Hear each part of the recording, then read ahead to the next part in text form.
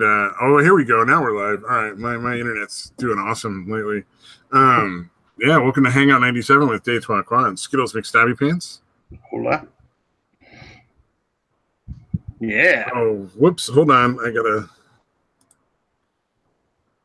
I had the cast going because I always have the chat open, and I forgot to fucking mute it. So all of a sudden I start hearing myself introing, and I'm like, I can't do it. So yeah, Chatterbox 97, Grog for Dionysus, and I do feel like I should get points for spelling Dionysus correctly the first time. Yeah, that's not an easy one, dude. There's like an I and a Y, and you don't know which one goes where for sure. I was guessing, and I got it right. I think that's pretty quality right there. Yeah, well done, sir. Well done. What you should expect from this hangout. Yeah. Gold star for Stabby. Next week, I'm spelling Zeus correctly. Yeah, that'd be fun. Is Zeus Greek or Roman? I can't remember. Fuck. I think all the cool ones are Greek. Fuck, I can't remember, dude. I think Roman ones like the planets. Yeah. Because I think Jupiter is the equivalent of Zeus. Yeah. And then there's like Mars and stuff like that. Yeah, okay. Yeah, Ares and Mars. Yeah. Mars is the Roman one, and then Ares, I think, is the Greek one. Yeah, that could be right. That could not be right. The names are all Greek. The planet names are all Roman. Yeah, something like that. I wonder what Uranus is. Yeah, I would imagine it would be Roman, but well, as far as like what the Greek god is, I'm assuming. Oh, the equivalent. You know, Uranus, Aphrodite. Yeah. Sorry, so bad. that was the dumbest joke ever. More like Aphrodite. Yeah. So fucking bad, wasn't it? I immediately regretted it. Like after I said it, I was just like, "Oh, that was so bad." Self cringe is the best cringe, dude. Yeah, well, we just got like the first like real heat wave in my area, so I didn't sleep real good like this whole week because it just usually takes like 4 or 5 days to kind of get used to it. And then you're like, "Oh, okay, now I can handle it." Like, all right, we're gonna have to deal with this for a bit. Exactly. Yeah, you just get used to the heat after a few days of it, and you're like, "Oh, okay, cool. Now I can actually sleep. Like, I'll probably sleep all right tonight." Yeah. What qualifies as a heat wave in your part of the world, dude? Like 90s. Upper 90s. Yeah. 100. If it gets to 100 or higher than 100, it's terrible. Although again, the humidity thing really does make a difference. I know it's kind of a fucking zero humidity. Yeah, like it's kind of a running joke about Arizona being a dry heat, but it really does make a huge fucking difference. It does. No, okay. So normally California has dry heat, at least where I am. But the last couple of summers, we've actually had a lot of humid heat days. Oh God, it's so fucking awful. And we're not even that high humidity. It's not like high humidity. It's just enough that you can kind of notice, and it's almost like you're breathing steam all day. Yeah. No, like when I went to rehab, it was in Jacksonville in Florida. Oh Jesus, fuck, that's got to be the worst. Yeah, it was fucking awful because it would only be like 90, 91, or like maybe around mid 90s, I guess. And dude, it was unbearable. And they're like, "Aren't you from Arizona?" Like, I'm like, "Yeah, but dude, I'm not used to fucking breathing in fucking liquid air or whatever the fuck you have going on here." Yeah, I would imagine that takes a really long time to get used to that kind of humidity. I mean, here, like, the only time we deal with anything like that is during the summer, the day after it rains. It's pretty bad because it's like the temperature, it'll be about 10 to 15 degrees cooler, but again, the humidity, a bunch of fucking humidity. Yeah, so it gets pretty fucking nasty. You know what? I think if I lived in one of those areas that was really humid, I would just like hole myself up in my room and have like a dehumidifier running all day.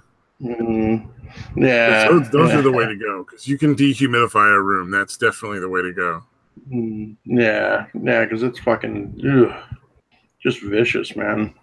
It's like if the humidity gets low enough, you want to have a humidifier. That's always a good idea because otherwise you start to get like nosebleeds and shit. Right. It's too dry. Or you just use like chapstick and then like the Vaseline or whatever. Yeah, indeed. Now we're getting everyone out there, anyone listening must be riveted by this. I know. I realize that. I just started to think. I'm like, fucking really? All right, I got a story for you. This is going to be a fucking funny one. Stormy Daniels given the key to the city of West Hollywood. Jesus, is that where all the gay people live? Pretty much, yeah. It's gay town. I just gotta be like, she's not even a good hooker, because a good right. hooker doesn't fucking tell you who she's fucking. That's the point. That's why they get so much money if they're a really good hooker. Mm-hmm. Yeah, it's kind of like the code, or it's supposed to be the code for them. Like, hey, you keep your fucking mouth shut. Yeah, you pay for them not to rat you out, and you pay for them to fucking go away after you're done fucking them. Mm-hmm. Yeah. It's like all part of supposed to be part of the same package. Yeah. All right. Not only is this money for me to fuck you, but it's also essentially hush money, and again, to make you be comfortable with just going away when this is done. Yeah, exactly. So I don't have to sit and cuddle and pretend I care. Because that's the same. Guys don't always, and neither do girls all the time either. But it seems more that women want to fucking, I don't know, fucking talk it out afterwards. Like, I don't know, do you want to fucking play by play, or are we running this down and figuring out where we can improve? I'm not sure what's going on. Okay, they just want fucking noise. They want fucking cuddling, and they want like noise. I don't think they care what they talk about. I think if you make, the goal, that's the goal. That's why you make the goal to make a woman come as hard as you can. Mm-hmm. Because if she comes hard enough, she'll just pass the fuck out afterwards. You don't have to go with it. I think that's. I think Bill Maher had a joke like that. Like, not if you do it right. Like somebody else has probably said that joke before too. I'm sure I'm not the first one.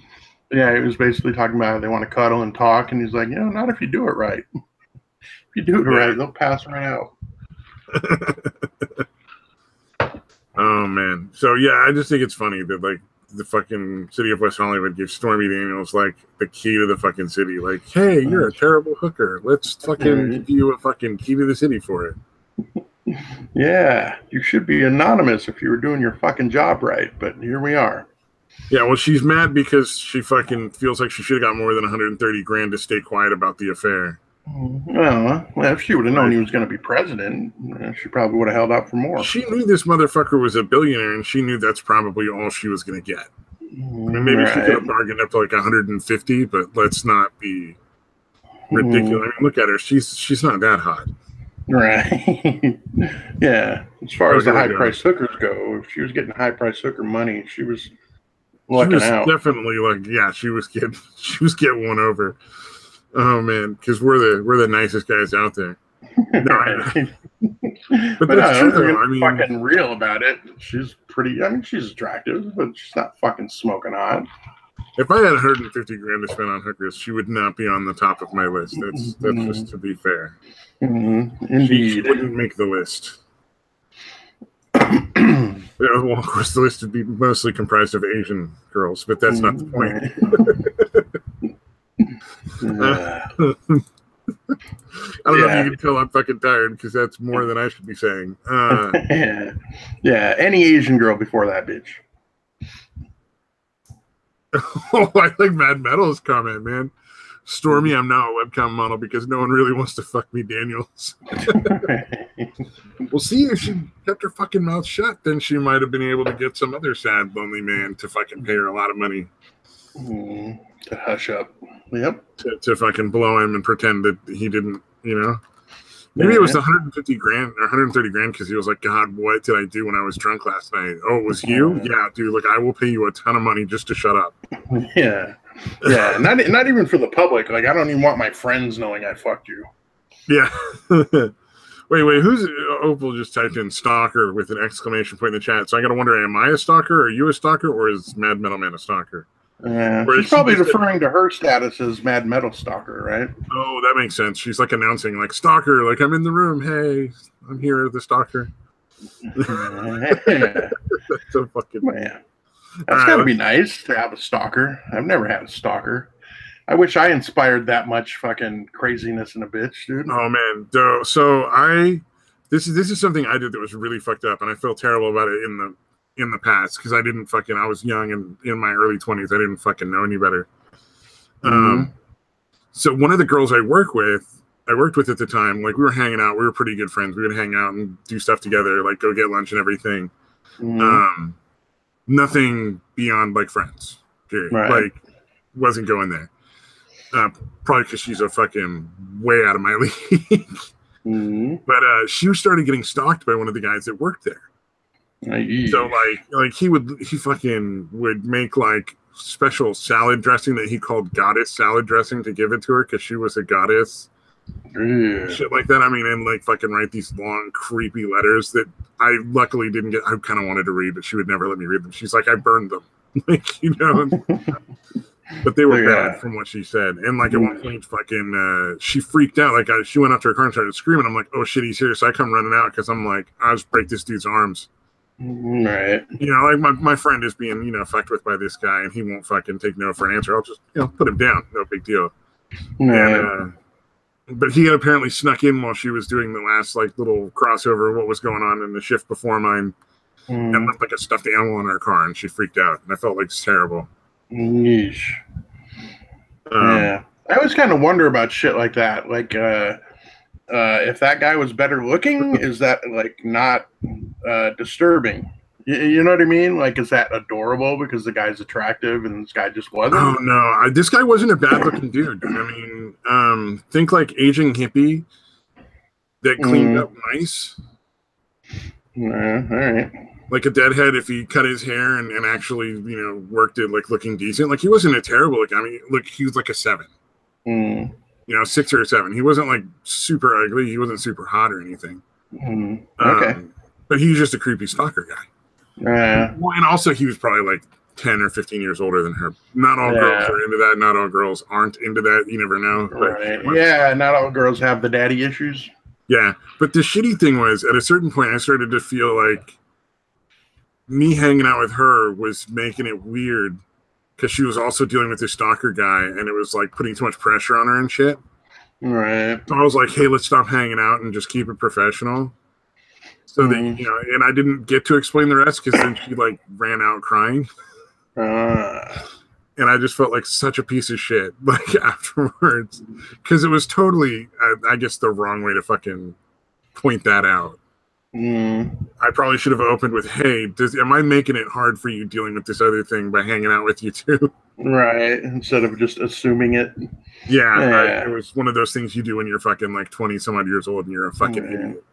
Yeah, you know, you still don't know exactly how to, you know, express that. Plus, you kind of assume things that might not be the case, and yeah, exactly. Yeah, I just felt like I was like putting too much pressure on her to hang out, and like here's this other guy working with her that's stalking her, and there's just so much shit going on. I was like, man, it would be so much easier if she didn't have to deal with me, right?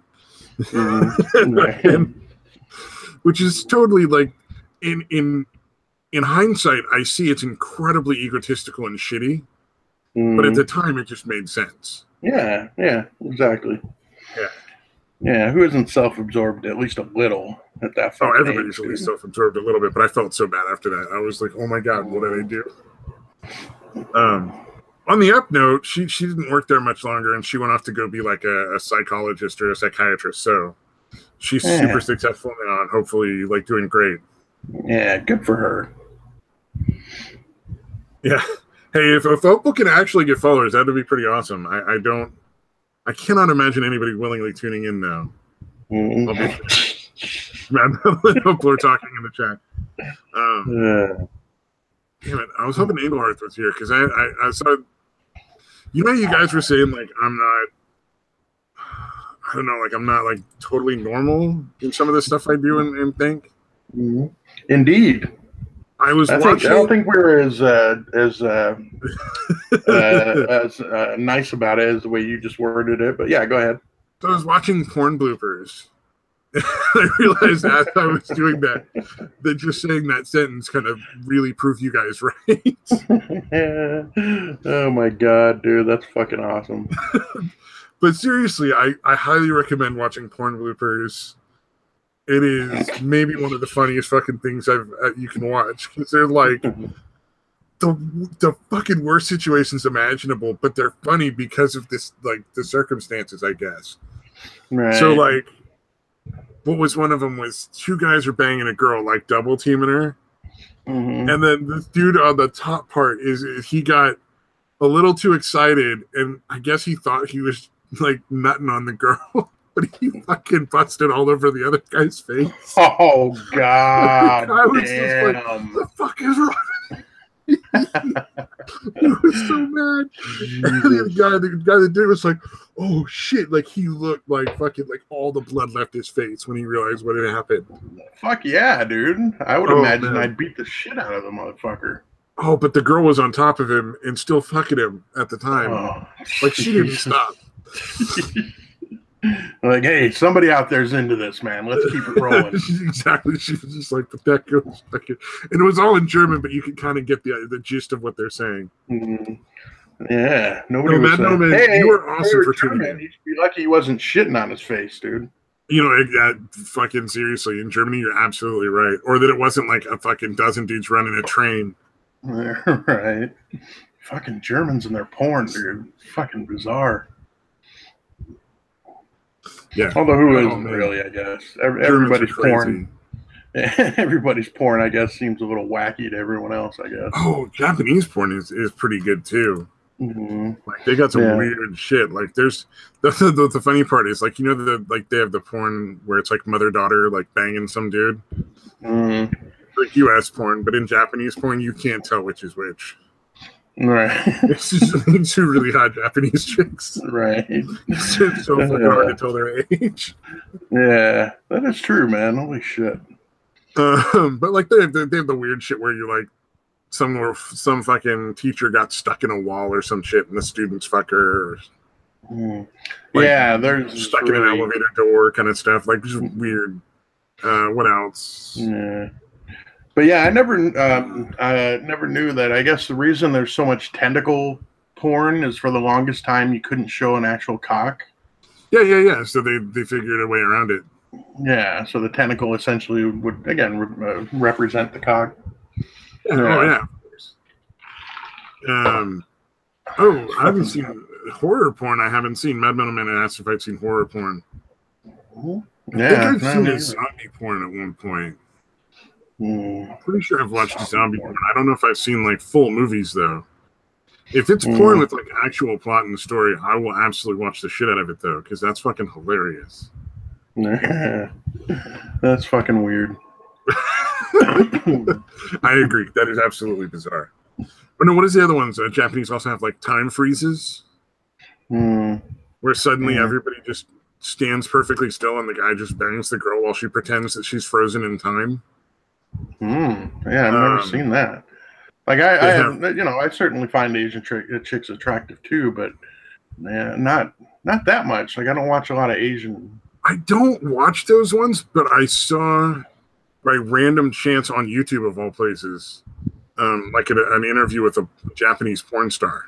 So like they were talking to her and she was talking about like just the crazy fucking genres and stuff. Like there's also like Passed Out and like there's no drugging involved. Somebody just randomly passes out, so everybody decides that sex is how to fucking wake them up. Yeah, naturally. What else are you gonna do?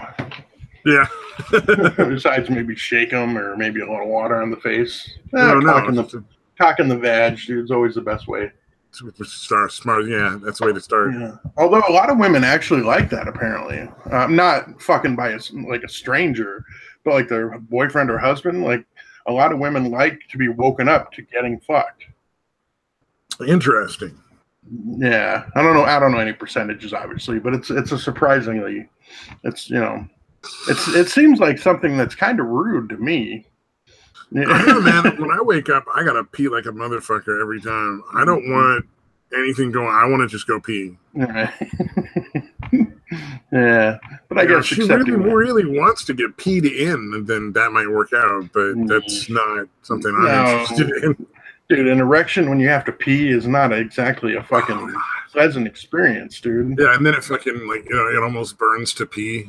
Yeah, it's fucking you're trying to whatever. It's not easy to pee with an erection, dude. Too much detail.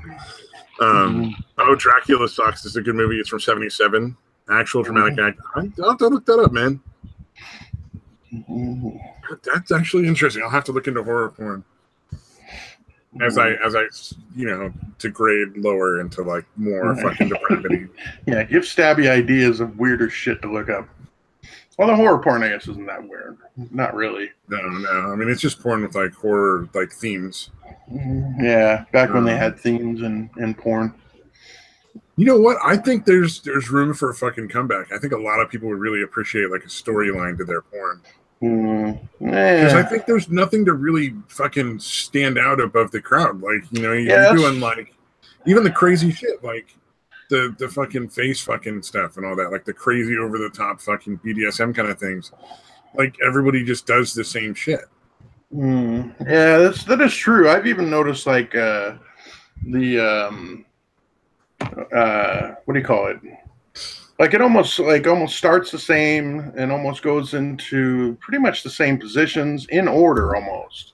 Yeah. Like it'll go from them blowing to, normal missionary position to the chick riding him, and then the reverse cow, turned around riding the reverse cowgirl, whatever you want to call it. Yeah. Like it seems like a lot of them follow like a fucking pretty preset formula, man. Well, and you're right.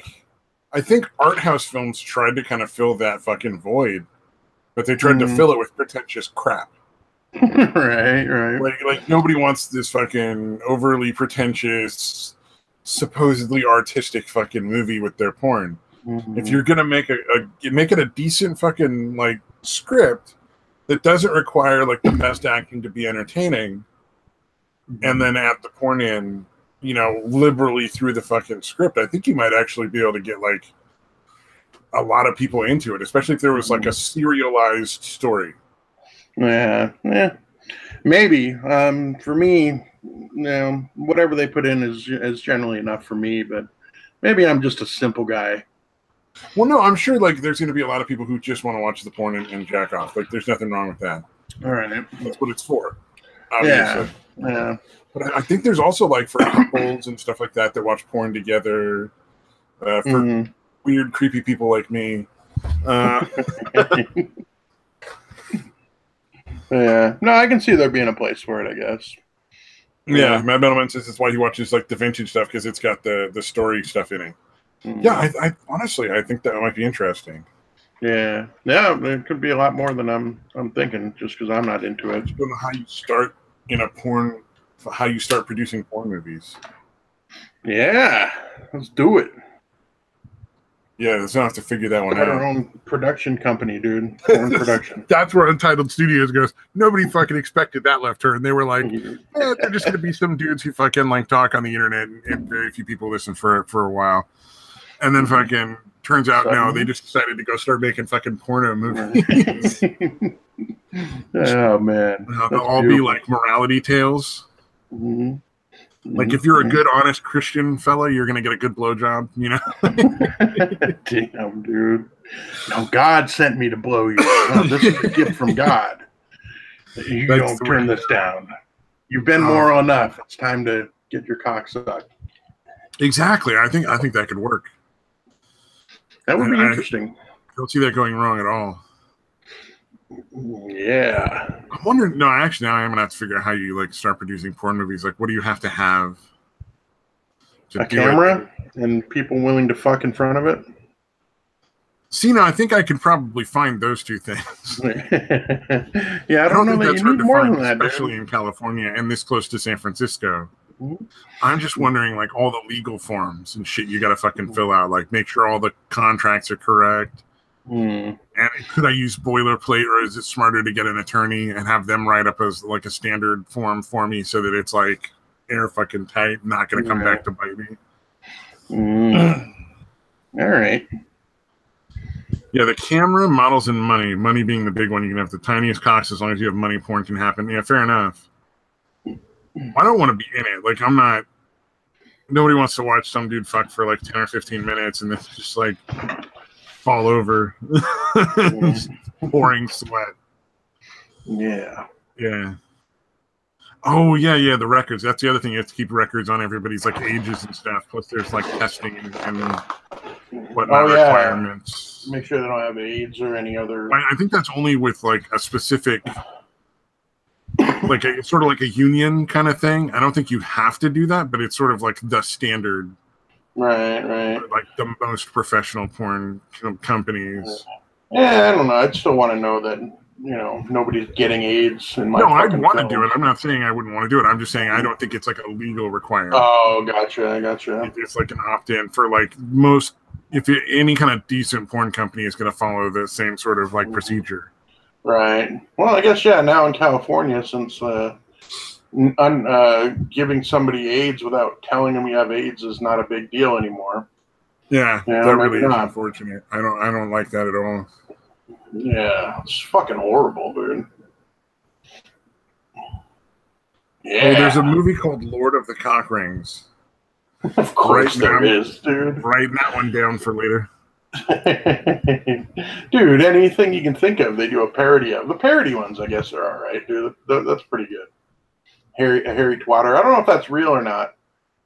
They mentioned it in 40-Year-Old Virgin. Harry Twatter instead of Harry Potter. Oh, I think this might be a gay porn. Oh, yeah, no. Yeah. What, are you getting all prudish on us all of a sudden, dude?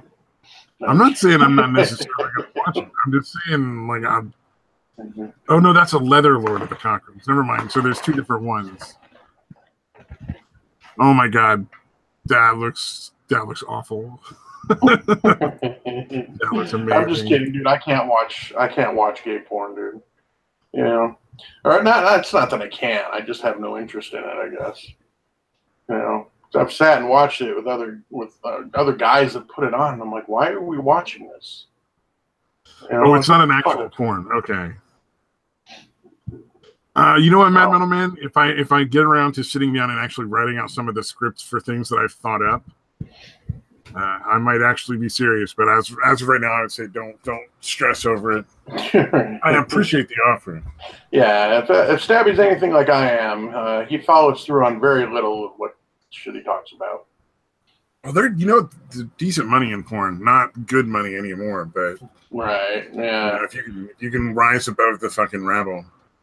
Right. Yeah, I think you'd almost have to do like comedic porn to fucking make a mark nowadays, dude. Well, that would actually be kind of interesting, like porn comedy, like stoner comedy porn movie. Yeah. I think that's kind of, or come up with some gimmick like that. Not necessarily comedic, but yeah, like you said. No, I mean, nobody wants to watch like a fucking. Well, maybe somebody does, but I doubt very many people want to watch like the porn version of like a tragedy, right. Or like maybe like a romantic comedy. Right. Do a romantic comedy, like The Pussy That Got Away or something like Okay, that. Lord knows. Yeah, instead of the runaway bride, the runaway pussy. Yeah, there you go. Now I'm honestly just picturing a vagina with little legs. Skittering away. Not unlike a mouse. Fleeing from all the cocks of the world. Every once in a while stopping and just like hissing. Or the porn version of the that one was nice. Oh no, I'm freaking out. Running away. Yeah, I'm not sure the penis isn't a porn itself, Mr. Mad Metal Man. Oh, we're talking about weird, creepy porn stuff, so let me throw this one out here. I found another fucking article about cucking, but I'm going to leave that one out because we talked about that before, that weirdness. All right, let's see here. Oh, just cuck porn in general, or cucking in general? Yeah, like some men really like to do that. I'm like, I would argue that you're not a man if you want somebody else to fuck your wife, but that's just me. Yeah, it's a hard one not to be judgmental about. It just is. I feel free to judge whatever the fuck I want. I'm tired of the nonsense where I have to pretend that everything is okay. But yeah, it's hard not to be like, what the fuck is wrong with you? Like, how do you feel that shitty about yourself? Like, that's how I kind of view it. Which may not be the case, I guess, but I don't see how it isn't. Oh, anyways, go ahead. What you got? All right, so woman's husband likes her to leave fruit in her vagina all day so he can eat it later. God damn, dude. Hey, I got you on that one. Oh, God. That's amazing, dude. So yeah, so essentially, You know what would be nice and interesting? Let's do a reenactment of that conversation when they broach that subject. I would love to be a fly on the wall when that fucking subject got broached, dude. Because obviously it came up at some point, right? Because they're fucking doing it. Well, it's a woman posting on Reddit about her and her husband. So I'm sure, like, you know, he was like, "Hey, baby, I've got this thing I kind of was hoping you'd be into." And she's like, "Oh God, what? Leave my fucking vagina alone. Why don't you stop?" And he's like, "I just want you to take this baby carrot and leave it in your vagina all day, and I'm going to eat it at the end of the day." We'll start with grapes, okay? What? Like grapes for, you know, just a few grapes. We'll work our way up to the fucking grapefruit. Yeah. And he eats it from her vagina. Wow. Yeah. So I thought that was interesting because they were asking, like, is there, you know, can I get sick? Can this make him sick? Blah, blah, blah. And like a doctor was like, responded to the Reddit thread and was like, well, it's probably not the best thing to do. You know, sooner or later, you're probably going to get a yeast infection. You should probably stick with things that are intended to go in vaginas, like penises or sex toys. Right. You know, like that kind of thing. Use a barrier device such as condoms or plastic wrap to avoid bacteria. But then again, I'm guessing that's part of the fucking kink for the guy. When he's eating it out over it, yeah. You know what I mean? So that would kind of ruin it if he's wrapping it up in it. What the, you know, I would imagine he's not getting what he's after. Well, they were saying also try a fruit that doesn't have, like, you don't eat the peel of, and they suggested like a kiwi or an orange. And I'm like, I'm gonna be fucking impressed if this bitch can get an orange in her fucking pussy. Dude, they can pass a fucking baby out of it, dude. So I'm sure they can fit that's after like hours of dilating. Yeah, this is true. A kiwi sounds interesting, but that sounds like it would be awfully difficult to get in there. Yeah, little hairy outer layer. Yeah. And if she doesn't shave, like, how would you be able to tell what part is what? Yeah, but who doesn't shave nowadays, dude? It's almost mandatory. Yeah, true. That's a good point. Thank you, porn. Right? Yeah. Yes, one of the positives. Making every woman feel like they have to shave their cooch. You know, to me, honestly, I could care less one way or the other. Like, it's fine either way to me. But I prefer people are not into it. I absolutely prefer shaved, but it's not a fucking deal breaker. Yeah. Well, I mean, there's nothing wrong with having a preference, though. See, that's the wonderful thing about being able to judge however the fuck you feel like. Yeah. You get to have preferences and shit. Yeah, Mad Metal has a point. Like, even dudes are supposed to fucking shave their fucking pubes, too. Oh, bless you, bacteria. Because of porn. Schindler's List Chatterbox parody. Oh, God. Yeah. Yeah, no, I should write a porn though. That would be interesting. I'm really tempted now. I don't know how well that'll work. Now I'm curious, should I script the like porn scenes, you know, to like what sex acts to do when, or should that just be like leave the actor, you know, the other professionals, right? Sure. Or if you leave it up to them, do you just get like the same sort of like she goes down on him, he goes down on her, they fuck? Kind of probably. Formula. Yeah, that's probably the way it goes, dude. Yeah, that makes sense. The ins and outs of porn. It's more complicated than we probably ever imagined. Yeah. I'm sorry. That was a bad joke on my part. Yeah. Ins and outs. But yeah, like apparently, like people that have talked about being on the sets are like, dude, it's not.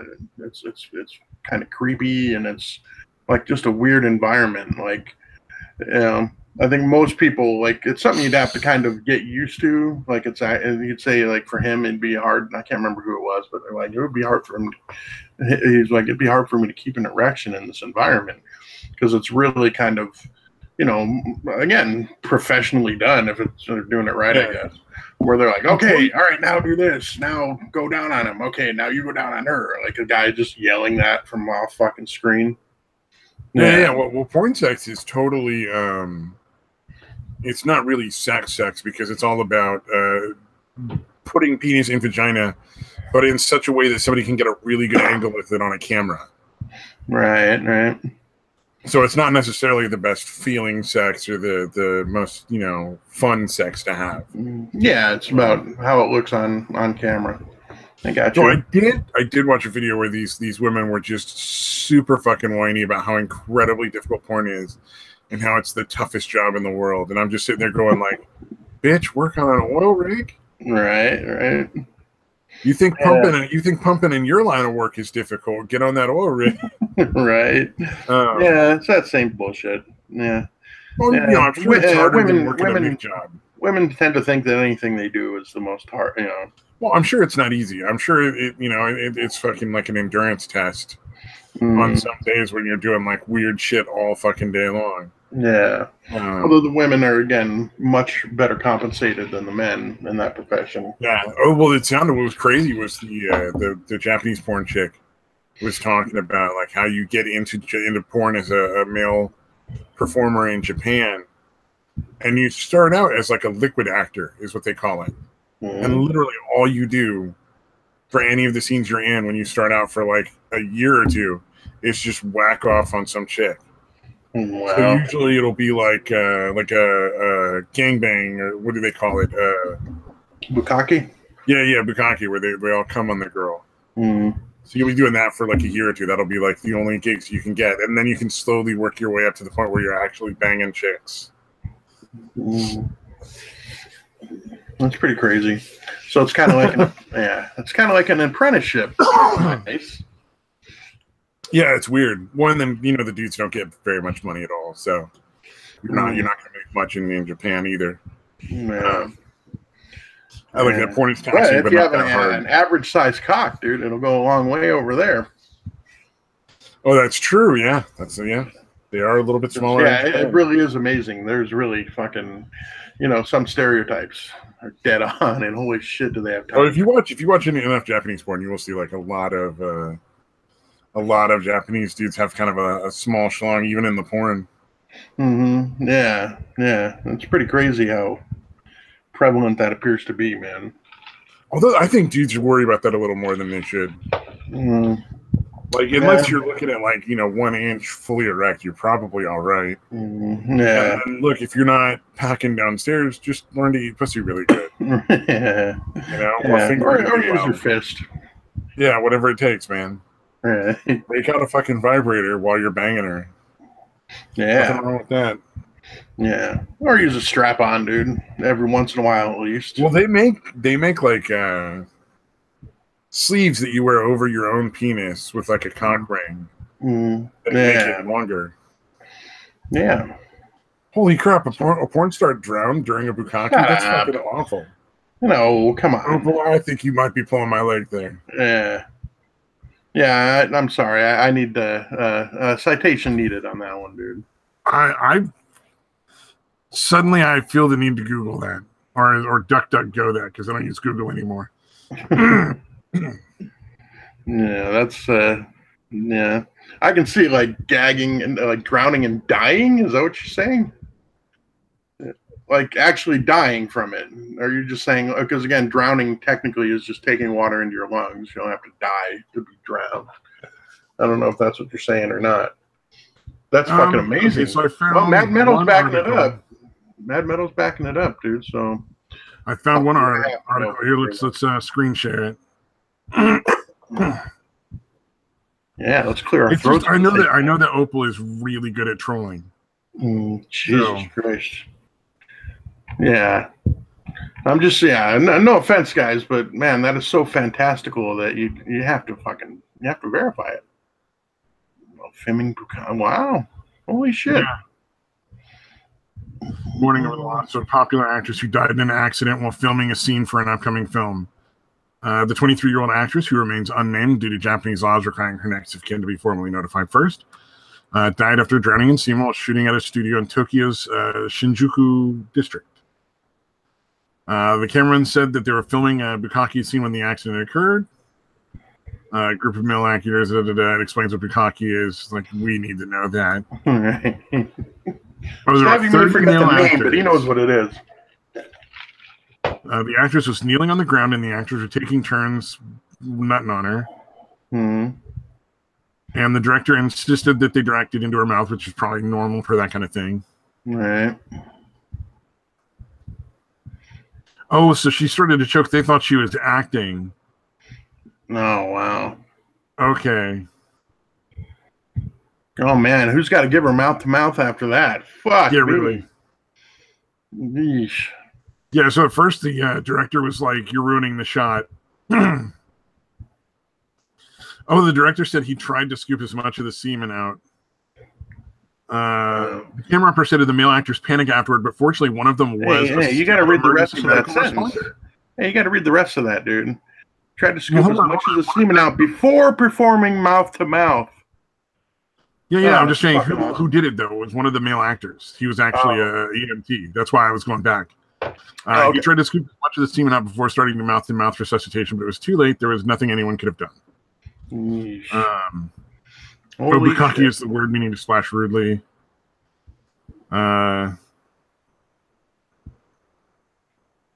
This incident is believed to be the first bukkake-related fatality on record. Wow. Way to go, Japan. Way to be number one.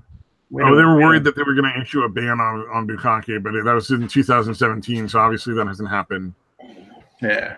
That was a $7 billion fucking JV Japanese adult video. $7 billion in 2016. God damn. That's crazy. Yeah, that's unfortunate, man. That's really too sad, man. Yeah, that's nuts, man. And that's nuts, really. A lot of them on her face, which is why she drowned. That's multiple nuts. That's what happened. Yeah, no, I absolutely feel bad for her family too. Well, that's the fucked up part, because in Japan especially, like, honor is everything. I mean, you're talking about people who legitimately, no, they probably weren't. It was an accidental thing. Maybe involuntary manslaughter? I don't know. Japan has totally different laws, so I have no idea what they would do. And it didn't cover it in that article. Yeah. My guess is probably like negligent homicide at the most. Right. Yeah, that's pretty crazy, though. Although, again, if you're... I don't know. Again, as many times as the bukkake thing has gone down and as many porns as there are out there, yeah, you got to put a lot of it on her, I would think. You know? Yeah, you got to wonder, like, why she didn't fucking turn her head. Like, she wasn't tied down. She was just kneeling. Right. Yeah, I understand wanting to get the fucking shot, and definitely understand not wanting to have to do it again. But, yeah, if you're drowning, just... Oh, and there were 30... There were 30 male actors, Opal, not 13. Jesus so it'd be Christ. split 30 ways. They each get 1 year. That's a fucking trip. Well, I mean, she died in an interesting way, at least, I guess. I don't know, man. That's really fucking messed up. Damn, dude. Yeah, I'm sure her family was, like, super fucking pissed. Apparently so, man. We just read the article and it happened. Yeah. And, like, we didn't believe it either, dude. Stayed in satire and not believing us. I don't blame you, man. Was it your sister? No, it's not my sister. Damn, dude. Oh god, now I just fucking lost my train of thought. Yeah, that threw me too, man. I really didn't think there's any way that was fucking real, but holy shit, that really fucking happened. Well, I thought I was messed up. You're talking about some poor chick who drowned in cum. I mean, wow. Yeah, that's fucking amazing. Well, here's one I thought was pretty fucking funny. I'll show the article, but I don't really think that there's much point in reading it because, like, the fucking title says it all. So the Netflix executives insist that, you know, though Netflix has made this huge deal with the Obamas that they're gonna, like, be producing stuff, that it will not have a political slant. All right. Good luck with that. I think we can all just assume that that's a bunch of bullshit. You're fucking hiring a former president and first lady to make fucking content for your fucking thing, Netflix. It's gonna be political. Like, none of us are that fucking stupid. I mean, come on. That's fucking amazing. Yeah. Oh god. So Netflix will spend up to $8 billion on content in 2018. That is an insane number. 85% of which is going towards original films. That is fucking crazy. Although they do good shit, man. Like, they do some bullshit too, but they put out a lot of good shit, dude. Oh yeah, I don't give a fuck, man. If they want to put stuff with Obama in it, I don't give a shit, man. You know, they're gonna make whatever they want to make, man. I just watch what I choose to watch. Yeah. Let's determine whether or not Obama is in fact gay and a Muslim, and if Michelle ever had a cock. Oh yeah, I'm pretty sure Michelle Obama is fucking Patrick Ewing in drag, but I could be wrong. Damn, dude. I honestly, dude, it's you know, being fucked up, but that would not surprise me all that much if we found out Michelle Obama was a man at some point in her life. Yeah, it really wouldn't. She's very, very masculine. Yeah. She looks like a tough broad. Yeah, and again, yeah, like I said, there definitely are rumors that Obama is actually gay. Which would surprise. You just fucking Christ, man! In the comments, just pictured your sister drowning in a cum. That's why I was laughing. I read that right as you were bringing up the article, dude. That's why I was fucking chuckling, dude. I'm like, you fucking guy. Man, I tell you what, Satan, you and me one day, big hug, big friend hug. It's gonna be amazing.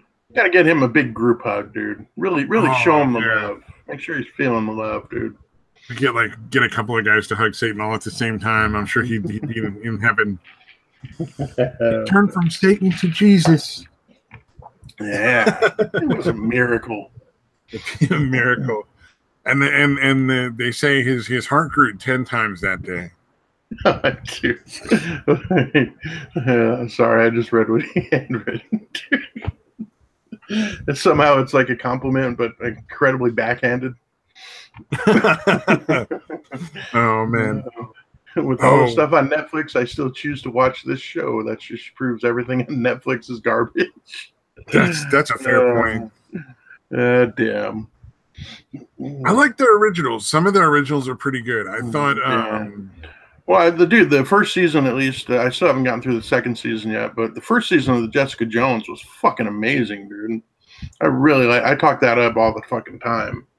Trying to think of some of the other ones, the original shit. I liked the OA. The OA started out really weird and then just got super fucking dark.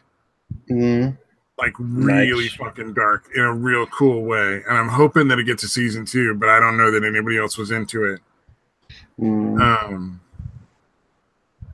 Bloodline I didn't see. I'll have to check that out. There's a lot of weird shit on there. Pretty crazy. Baking cookies, is that a Netflix show or is Opalescence just like trying to threaten us with baked goods? Oh, goddamn. I don't know. That's a tough one. Yeah, just going by past history. Yeah. Well, okay, so she makes a good point. The PC leftist shows are boring. It's not that they're, like, offensive. It's that they're fucking boring.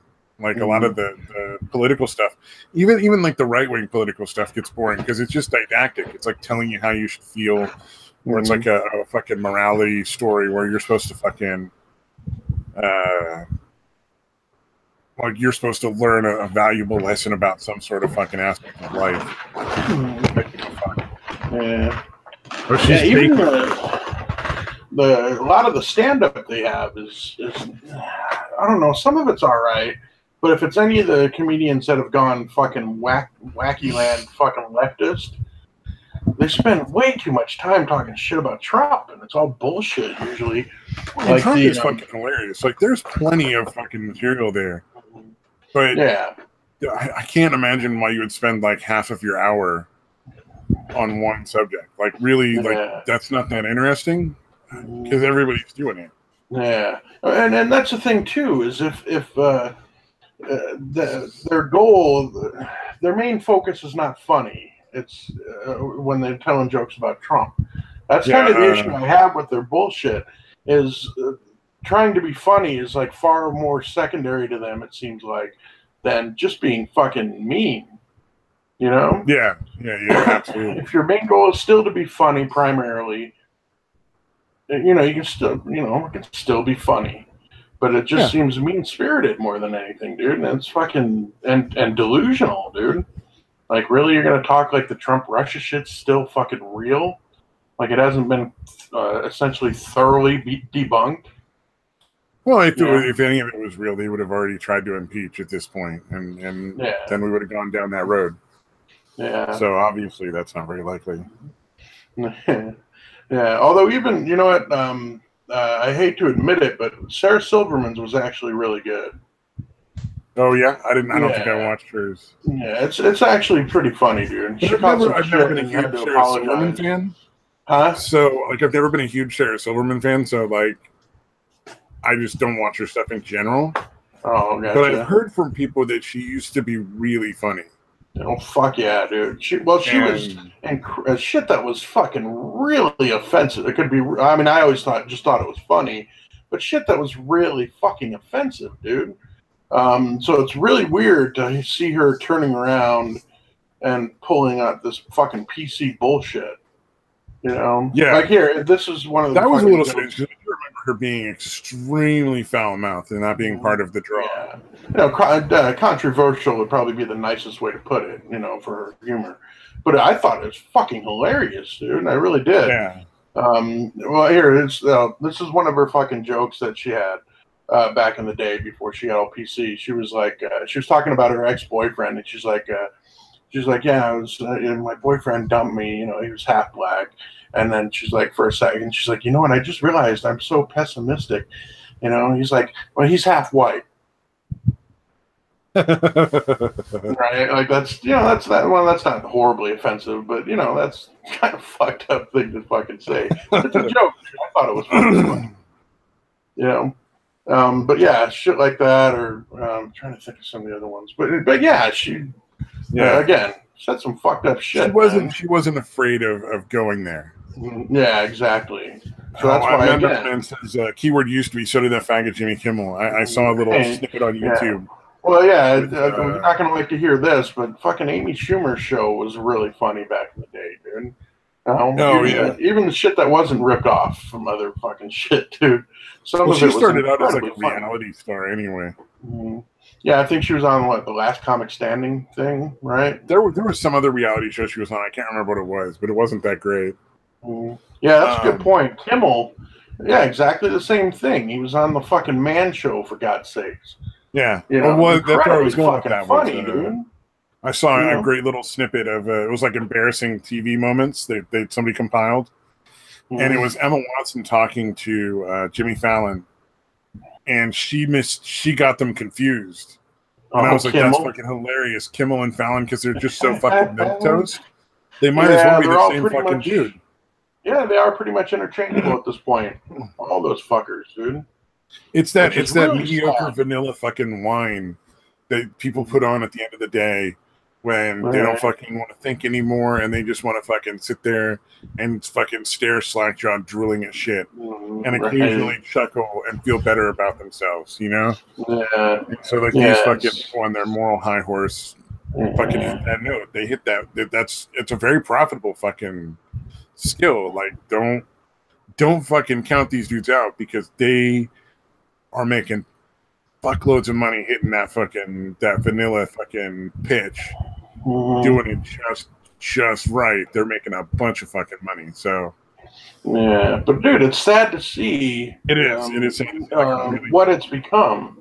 Like from fucking Letterman and Carson and fucking even Leno. I was never a fan of Leno, but I guess he was good at it.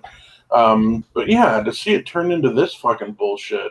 It's kind of really fucking sad, dude. Yeah. Yeah. Oh, Adam Carolla is still hilarious. Yeah, if you watch Adam Carolla's show, he's Fuck yeah, dude. I fucking love him. He definitely hasn't really changed, dude. Well, and then there's like Doug Stanhope and Joe Rogan, who were like sort of fucking tricked into taking over for the Man Show, who didn't realize that's what they were going on, but they're really good. Mm-hmm. Yeah, I like Stanhope, dude. That motherfucker has stayed pretty fucking real. Although he's all aboard the anti-Trump train now. No, there's a lot of weird PC stuff that a lot of the people here he hangs out with are going on about, which is funny as fuck, but it's a little weird. Like not super, like not social justice warrior left wing. Right. But just fucking yeah. He drank the anti-Trump Kool-Aid, basically. Yeah, he's super anti-Trump, which is funny because you would think Trump would be great for his career. Yeah, fun. Like there's an endless amount of fucking humor in that whole situation. And then Joe Rogan is usually just so high that I don't think he really knows what's going on most of the time anyway. Right. But he's fucking hilarious. Yeah, still good. I think Stanhope actually lives down in a fucking. I know he used to. I don't know if he still does, but he used to live down in Bisbee, which is down like almost pretty close to the border down in southern Arizona. He used to invite people over to his fucking Super Bowl party, just like everybody. He like fucking publicly announced his fucking address and phone number and shit. Right. But he finally stopped doing that. Yeah, probably had to. He's like too many people. Yeah, it was too many people, and there's always started to get to the point where too many assholes were showing up. Because for the first little while, he was actually getting like fun people to hang out with who were just there to fucking drink and have a good time, watch a football game. Right. And it wasn't too weird, but it's getting to be too many fucking cunts. Yeah, not surprising. Well, and you get one stupid guy that wants to do something fucking potentially felonious or fatal in an extremely public manner. That's going to ruin the party for everyone because then the cops have to give a shit. Yeah. You know, I'm sure they don't really give a fuck as long as you're not fucking out in the middle of town square in Bisbee. Bisbee sounds like the kind of area where the cops are just like, hey, you do whatever drugs you want, just do them at home. Right. Yeah. Just don't be fucking with your neighbors, essentially. Yeah. Oh man. Oh, one of the porn bloopers. Very small town. It's a very small town. I don't know why this made me think of that, but there was one porn blooper I saw where the cameraman got a load of jizz to the fucking side of the face. Oh wow. That shit was fucking funny. He turns around, he's trying to keep the camera on it, but he's like, get it off me. Get a fucking tissue. What the fuck is wrong with you? Get it off. Somebody should have been yelling at him to not be so homophobic. That would have been fucking perfect. Why are you so homophobic, dude? It's just jizz. You see the fucking like hashtag fire that operator fucking rally from the social justice warriors. It's like, yeah, dude doesn't want fucking man juice on his face. I mean, what's wrong with that? Right. What's wrong with that? There's a lot of chicks weighing into that shit. Oh, I saw a great one. Like, it's 2 chicks and a dude, or was it 2 dudes and 2 chicks? I can't remember because I've seen so many of them. But the one guy is like standing behind a couch, masturbating over the top of this chick's head, and fucking nuts all over the top of her hair and like onto her face. And she gets pissed. Oh, wow. She just flips shit and she's like, get the fuck out and take that whore with you. And just starts fucking like gets mad. And the girl and the dude, like the girl and the dude are looking at each other and this chick like, what the fuck is going on? They're just completely blown away. And so it's just, I don't know, it's weird. Yeah, that was pretty bizarre. Well, it seems like if you're going to be in porn, like cum is going to be something that's part of that. Yeah, exactly. Like, what is that? That's where you draw the line if it ends up in your hair? Or, like, what the fuck was her problem? Yeah, I don't know. I guess it was in her hair. Oh, Jesus. It's not like it's fucking gum. Like, I'd imagine it's not the easiest thing to get out, but I don't think it's that hard. Yeah, but Mad Metal Man's comment, it's always that one asshole.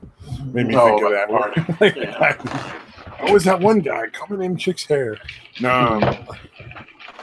It was so funny because they both just looked like fucking deer in the headlights. Like, what the fuck happened? Yeah. Like, why everything was cool a minute ago.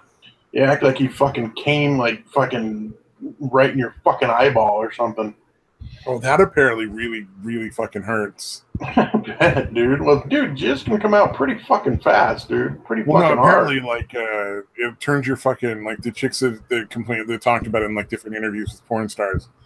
Like, they say it turns your, like you have pink eye for the whole day or something. Like, your fucking eye gets all red and inflamed and shit and gets sore. Yeah, I bet, for, like, the dude. whole day. Yeah.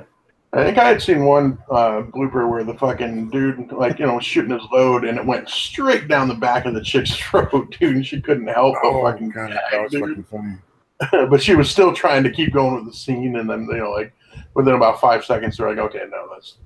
Yeah, oh no, at a certain, she just starts hacking and coughing and shit. Yeah, that was... Yeah, it's over. You can take the cock back out of your mouth. One of them was just this fucking. They were acting out part of like the storyline to one of the porns, and this chick was just going gonzo with the fake fucking nightstick hitting the male guy in the face to the point where the director just straight screamed it out, "Stop hitting him in the face, you crazy bitch!" Damn, dude. And it was just like, God damn it. Like, take it easy. You're not pulling your fucking punches there. Yeah, it might be like a plastic nightstick and obviously not real, but at a certain point, like, how many times you gotta hit this dude in the fucking face right. and get told not to hit this dude in the fucking face with it? I think she got slapped with one too many dicks, and she was just like, "It's my turn now, bitch." Yeah, there's some flashback to her fucking dad or something, dude. Well, just regular porn scenes. That apparently is a thing. Dudes want to just whack chicks in the fucking face with their fucking dick for some reason. I don't know why. Wow. That's fucking crazy. I'm sure somebody's into it. Yeah, that's true. We'll say. As far as crazy fucking fetishes, that's pretty tame, I guess, now that I think about it. Yeah. Satan satire. If you're going to be successful in Hollywood, you have to accept that come in the face is part and parcel of the Hollywood experience. Right? Yeah. Whether you're porn or not, you're getting jizz in the face. Isn't it all the major contracts in Hollywood? Thank you, Mad Metal. No, dude, like, if you're going to be in Hollywood, you're going to come into contact with, like, porn. I think just as a guarantee. Like, Kevin Smith got a phone call from what was it, Jason Mewes, the guy that plays Jay in all his movies. Right. Not that everybody doesn't already know that, probably, who would watch this, but in case somebody out there doesn't know. Right. Kevin Smith makes the Silent Bob movies, and Jay and Silent Bob, and Jay is Jason Mewes. But Jason Mewes is like, "Hey, dude, I'm on a porn set." Kevin Smith is like, "Oh shit, what are you doing? You making a porn?" He's like, "No, they let me just hang out on set. I wanted to check it out." Wow. And then eventually I guess he got to sit in as part of the jury or something in one of the scenes. That's crazy. And Kevin Smith had to explain to him, like, that's not good for your fucking career if you want to be an actor. Right. Don't go do porn. It does not help. Yeah. Although if he wasn't actually doing the porn, if he was just an extra, it's probably not too bad. I think that's fucking awesome, dude. I want to watch the porn where Jason Mewes is in the background in the fucking jury box. I think that'd be pretty fucking funny, too. Yeah, absolutely. Well, and considering all his problems, because he had the fucking, he was addicted to heroin pills. Dude. Fuck yeah. So with all that addiction stuff, he went way further down that road than most people. So I'm actually a little surprised he didn't end up doing porn. Yeah, that's true, man. Yeah, no, I remember reading about that shit. Kevin Smith took him in and he fucking jacked shit from him, jacked his bank card, which Kevin Smith was pretty fucking understanding. Like, he's still fucking he lives with Kevin Smith now. He moved back in after all that shit. Oh, wow. That's crazy. Like, Kevin Smith gave him another fucking shot after he finally sobered up for real. So, he's still sober as far as I know. Yeah. No, I think Kevin Smith seems to be a fucking, actually a genuinely good dude. Regardless of what Dave Murphy might think of him. Yeah, some people are not going to like him. Some people are going to like him. I like his movies. I enjoy them.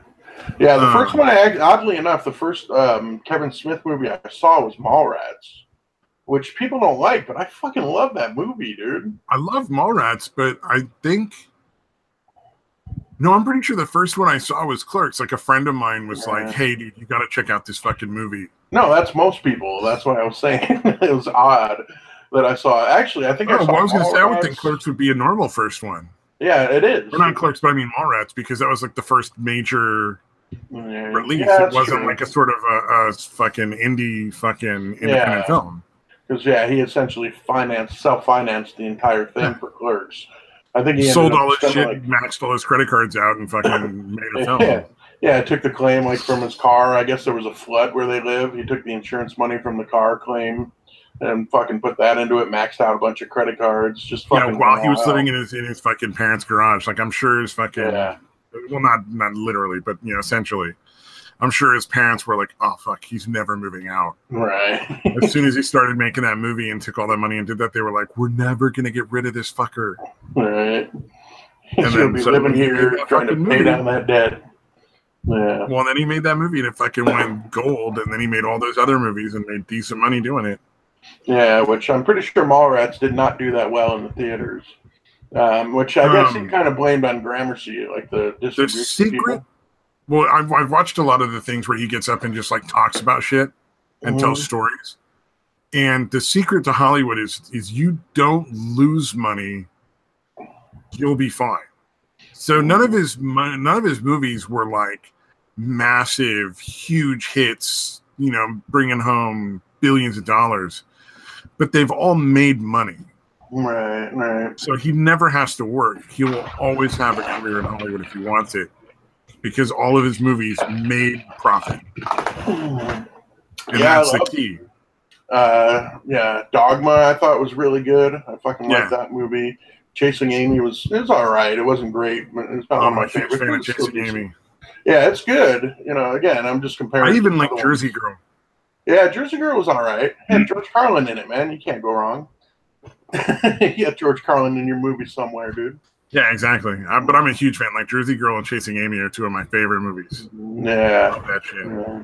Although, Carlin was in I fucking love Carlin's character in Dogma, dude. The fucking Reverend guy. Oh, yeah. That's fucking great. What do they call it? The Buddy Jesus? That statue? Buddy Christ. Buddy Christ. Dude, yeah. Doesn't it pop? Now, that's not its official name. It's just we've been kicking around the office. But doesn't it pop? Yeah, oh, man. Yeah. I like Chasing Amy because, like, fucking, it reminds me of how stupid I was when I was in my 20s. Because he's like, I know, I'll fucking try to get this chick and my fucking best friend into a fucking threesome so my friend will realize he's gay and we'll be on the same level. Because she fucking kind of took some back to fucking dinner or did some crazy shit before they fucking went out. Yeah, the logic is... I also thought it was ridiculous that she fucking, like, dumped his ass. I was like, really? That was your fucking moment? That was a little weird. Yeah. Who knows? Yeah, I love the scene where she fucking, pretty much everybody realizes that,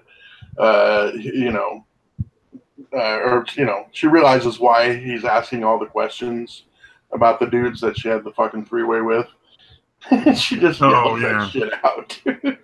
Screamed it at him. Oh, maybe that was what it is that she was mad because he was just fucking judgmental. Like at a certain point, it's like, all right, dude, I get it. You're fucking uncomfortable with me having banged other dudes. Get over it, kind of thing. Yeah, that's a fair point. Yeah. Opal's cooking is hard. It's really not. I'm gonna fucking make some albondigas de sopa or whatever it is, like meatball soup or some shit tomorrow. Oh yeah. So that ought to be interesting. Never done that before. It just sounded like a good summer meal, man. I just made the pork tenderloin again last night. Oh, pork tenderloin. There you go. Yeah, that shit's... Well, they actually do it. Again, the way they sell it at the Fry's here, which is Kroger, owned by Kroger, which owns almost everything. They have one. It's already basically like marinated in there, peppered and all that shit. All you have to do is throw it in the oven for like 30, 35 minutes. And it's done. Fucking yeah, we have the same thing in Safeway. Yeah, they have ones that are all marinated. I like to buy the plain ones, and I'll just fucking poke a bunch of holes with like a paring knife, and just shove cloves of garlic in there. So that it's just loaded with fucking garlic, and then just crust the outside with like different seasonings and herbs. Yeah, actually, I do kind of want to try seasoning it myself because it's really good already. But I don't know. My son doesn't like all the pepper. There's kind of a lot of pepper on it. Oh, so see, then you can just leave that shit out when you do it yourself, man. Yeah, I'm gonna have to try that. Yeah, although they have a bunch of different flavors, dude. I don't like teriyaki, but they have a teriyaki one. They have that peppered one. I forget what the other one is. Hormel actually has one that's like a mesquite flavored one, which sounds interesting. Mad Metal wants to know if this is the food portion of the show. Yeah, dude, this is where we talk. We always manage talking about food. We're a couple of fat dudes. Of course, there's going to be a food section. It's inevitable. Man. Yeah, but yeah, it was really good. Although I steamed the potatoes before I mashed them up or whatever.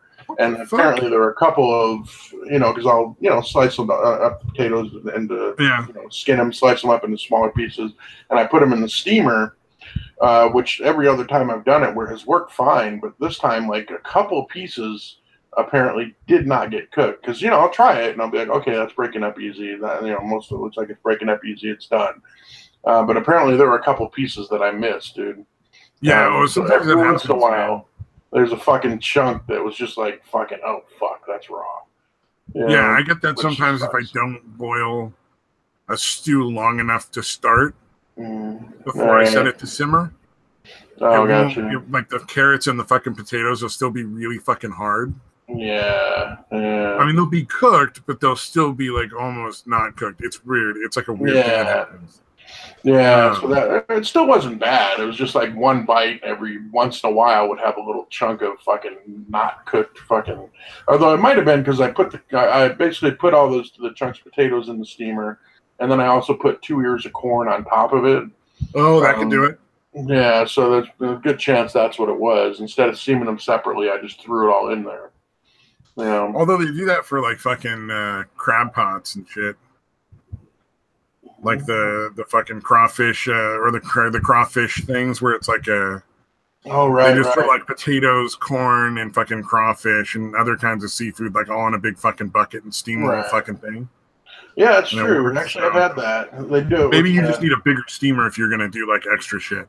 Yeah, because it was pretty much full to the top. The corn came out perfect. Corn was great. My son loves corn on the cob, dude. Okay, Opal is cooking blood clot cookies. Wow. And I'm very curious as to what blood clot cookies are. And somehow hurt herself on a slow cooker, which I don't know how you do, but whatever they are, they need a different name. Blood clot cookies. It does sound like something you find in a panty liner. Jesus, dude. Yeah, it's like slang for fucking menstruation byproduct. Yeah, that would be so fucking funny. No, I'm pretty sure. Well, wait, maybe it is. Maybe you can buy like fucking cow periods at the fucking butcher shop. God damn it, fucking stabby.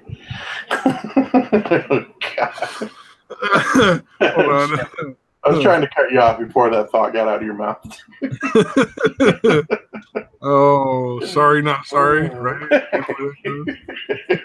No, don't say it. No, I know what you're going to say. Don't say it.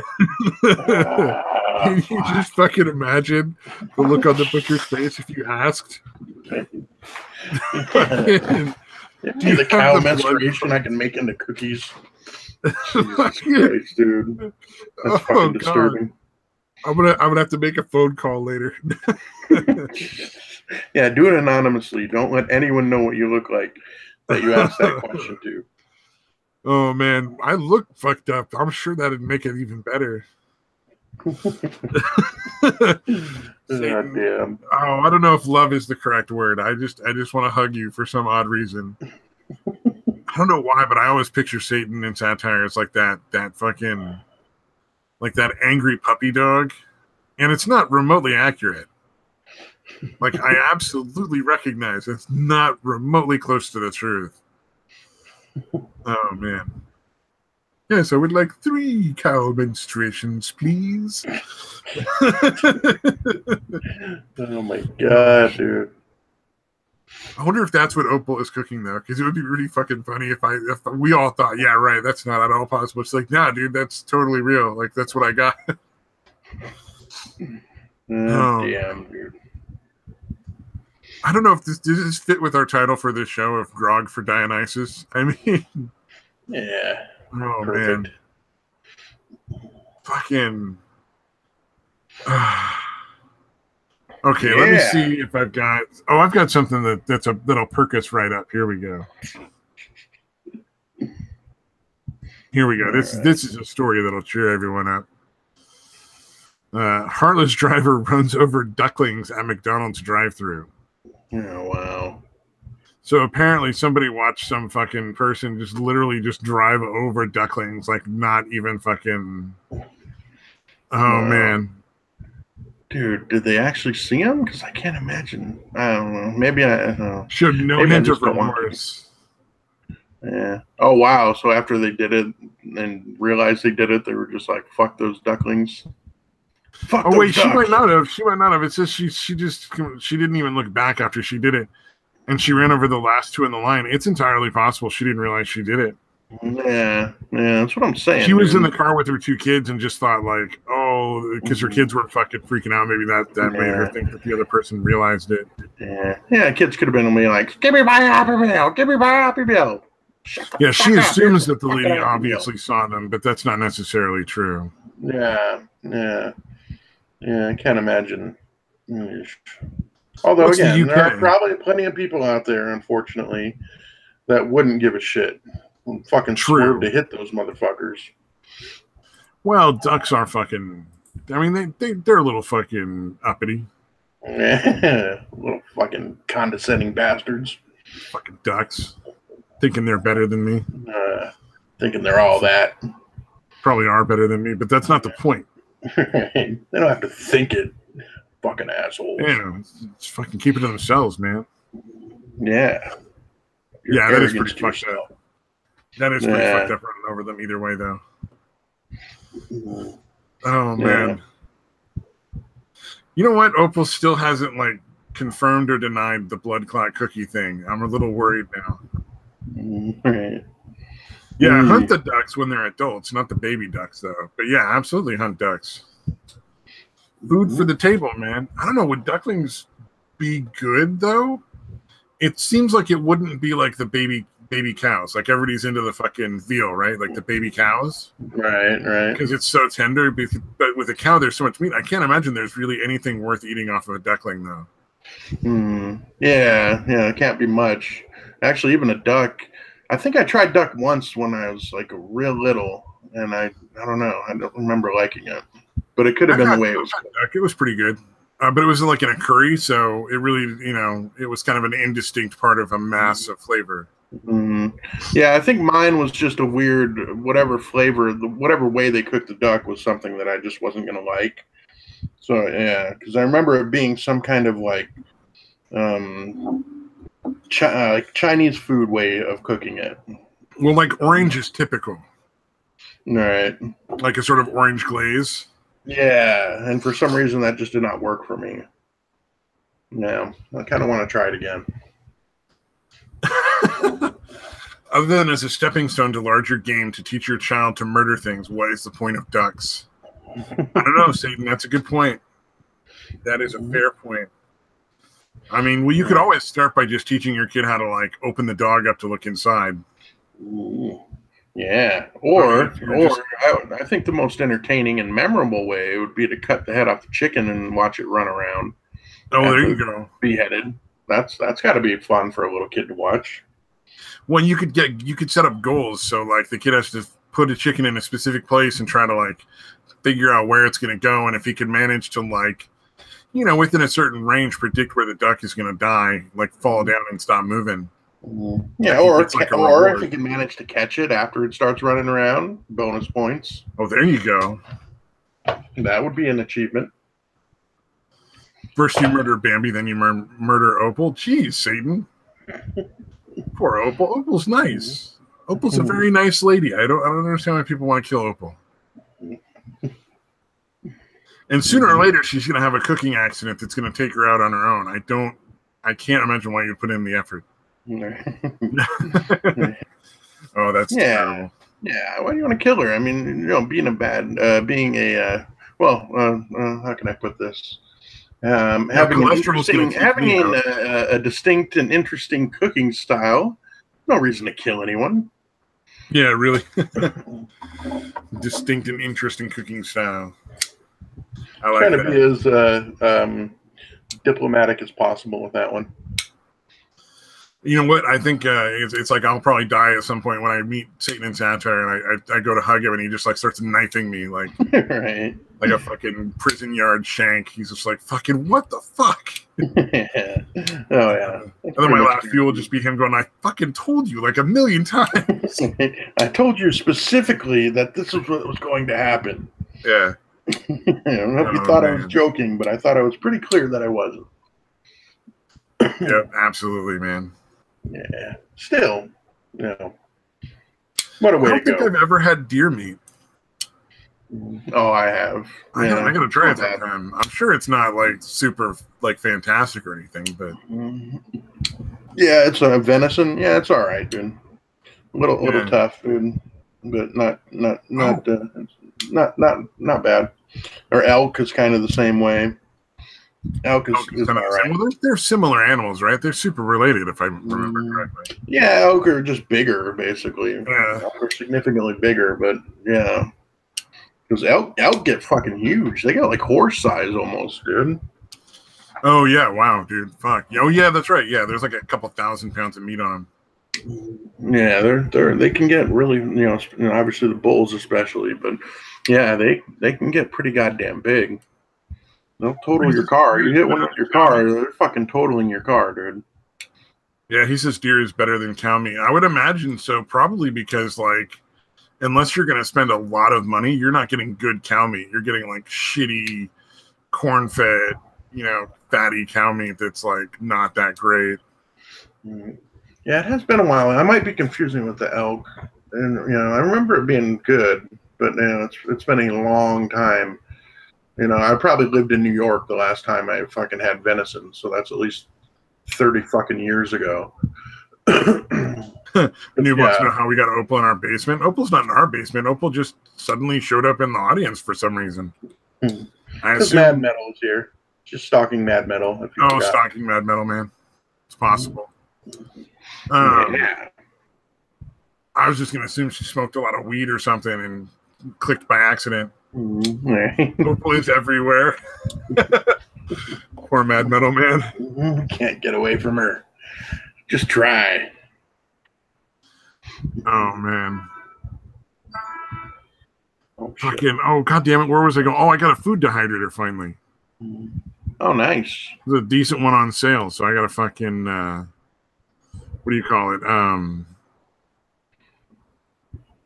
I wanted to make salmon jerky. Salmon jerky. That's interesting. I've always wanted to try dried salmon. I don't know why. Yeah, all right. You can do pretty much anything in it, right? Like fruit or, it doesn't have to be meat, right? Oh, yeah. Well, I'm also going to do strawberries because it's hard to find strawberries that are dried without sugar added. No, right. Or like pineapple. Oh, I could do dried pineapple with no sugar. Yeah, dried pineapple is so good, man. Boy, and it's so fucking sweet as it is that you add sugar and it ruins it. Right. Yeah, that's true. The dried pineapple they have is usually coated in sugar, which is completely unnecessary. Yeah. Well, one of the things I like to do with breakfast is I just have like a bowl of like plain cereal, like Cheerios or like Chex or something like that, the fucking rice Chex. And I'll just sprinkle like about a tablespoon or two of dried fruit over the top. It's actually super good. Yeah, well, I used to do that with Cheerios, like cut up a banana into little chunks.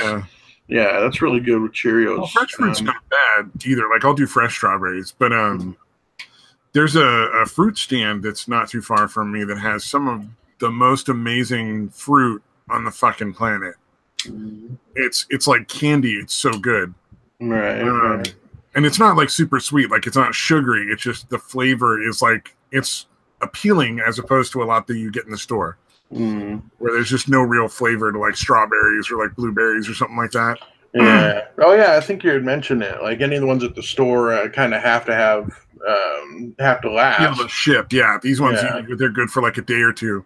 So I can go down and buy like a big fucking batch of those and just dry like a few of those, few flats of them. Yeah. Actually, where we go in California in Carlsbad, there's literally a place like just basically at the base of the hill that the place is on, where you pick your own strawberries, and those are always really fucking good. Oh yeah, no, it's probably the same kind of strawberries. Right. It's just this. You don't have to pick them here; they pick them for you. But like, you know how you buy like a box of strawberries? It's like a flat of strawberries is maybe 6 or so times that amount. Right. And it's like $15. Yeah. So it's not super expensive or anything. It's just way better quality. Yeah, that's nice, dude. Yeah, anything, especially that fresh, it's fucking amazing. That reminds me, because I fucking know I'm gonna forget. I shouldn't be doing this on air, but I'm gonna forget. The 14th through the 21st, I'm gonna be in California. I can probably still do the shows on Sundays. Yeah. But the Thursday ones, almost certainly, I'm not gonna be able. Southern California, I assume. Yeah, Carlsbad. Oh yeah, okay, so nowhere near where I'm at. Oh, too bad. Yeah, probably about the same distance still. Like, slightly closer, but it's essentially due west of where I'm at now. So we're probably not any closer to you than I'm gonna now. look it up. I'm gonna see how long is that drive. Yeah, when am I going? June 17th through the 24th. I don't think I gave the right dates. But yeah, 17th through the 24th. I'll probably be back on the, I usually, because it's Sunday to Sunday, essentially. But we usually I'll end up, instead of leaving Sunday morning, a lot of times I will leave late Saturday night. Oh, yeah, that's like 8 hours. Oh, Jesus. So pretty much the same. I think it's probably about 9. Oh, yeah, you're south of Los Angeles. Holy shit. Yeah, you're way far away from where I'm at. Yeah, Carlsbad's essentially just north of San Diego. Like 20 or 30 miles north of San Diego. Yeah, so almost to the border, basically. Like 40 miles from the border. 40 to 50 miles from the border of Mexico. I could get to Vegas in just a couple more hours than that. Not that I would ever go to Vegas. Yeah, I'm trying to think. Vegas is about a 5-hour drive from here, I think. Or a 45-minute flight. Oh, I can get to Vegas in like 9 hours, so just an hour more if I want. Yeah. Although, again, usually you get cheap airfare to Vegas whenever the fuck you want from anywhere, pretty much. Oh, yeah. Or at least from here, I know that, goddamn, I couldn't believe how cheap the flights were. I don't know if they still are, but yeah. They must have been subsidized by the casinos. So it would be like $45-50 for a fucking flight to Vegas. It was like ridiculous cheap. Oh, that would be cool. Oh, yeah. Noob says that we needed some star power on the stream. Yeah, let me just invite all the fucking celebrities I know. Hold on a second. Right. Oh, I'm back because I don't know any. Yeah. I don't know. My cousin was going to be a model at one point, but then he got a fucking scar on his face. Stealing cars and fucking wrecking them. Yeah. Yeah, let's invite Andy Worski on, dude. Let's see if he can get our numbers bumped up. No. Let's hope he doesn't know who we are and how much shit we talk about him. I'd rather not. I don't know, man. He just does not appeal to me. Yeah, no. Like, I don't care one way or the other. Fucking whatever, dude. He's gonna do whatever he does. I just I don't know. He seems like he would be annoying. Yeah, for sure. Yeah, I think we've talked enough shit about him over the months. Though I would imagine if you rub 2 pennies together, he shows up. Yeah, no doubt. No doubt. Damn, dude. We'll get super offensive. Well, what was it? I was watching some stream from some fucking kids who thought they were super fucking edgy. And one of them was like a Jewish kid in fucking Israel or something like that. So I typed in the chat, I'm like, if I drop pennies on the ground in the U.S., do you hear them or smell them first? And they got a kick out of that one. He thought that was fucking hilarious. Damn, dude. Andy Juski. Oh man. Yeah. Hairy little fucking bastard. Yeah. Oh, dude, my little brother has lost like 20 fucking pounds doing the ketogenic diet where you have 0 carbs. Like it's like you can have like 22 grams of carbs over the course of a day, which is like a slice of bread. Right. And he's lost all that weight, and I'm like wondering, is it the low carbs, or is it because he can't fucking eat anything? Right. Yeah, it is tough, dude. Yeah, if you eliminate carbs. He tried to make zucchini garlic fries. I'm not sure. Like that sounds like, yeah. Apparently, you can make some pretty decent like fake French fries, like sort of almost like replacement French fries, but with zucchini. That one that didn't come out the texture didn't come out real great. Yeah. But yeah, it's like I said, it's a tough one, man. Although, dude, I went to the doctor last week. His ass off. That is not an easy one. When was it last? Oh no, it was this last Tuesday. Somehow I was down to like 322. The last time I think I was in there, it was actually almost 4 months ago. He was sick like 2 months ago when I went. I'm pretty sure I was at like 343 or something like that. Oh yeah. I think I've lost like 20 pounds in like 4 months without really trying.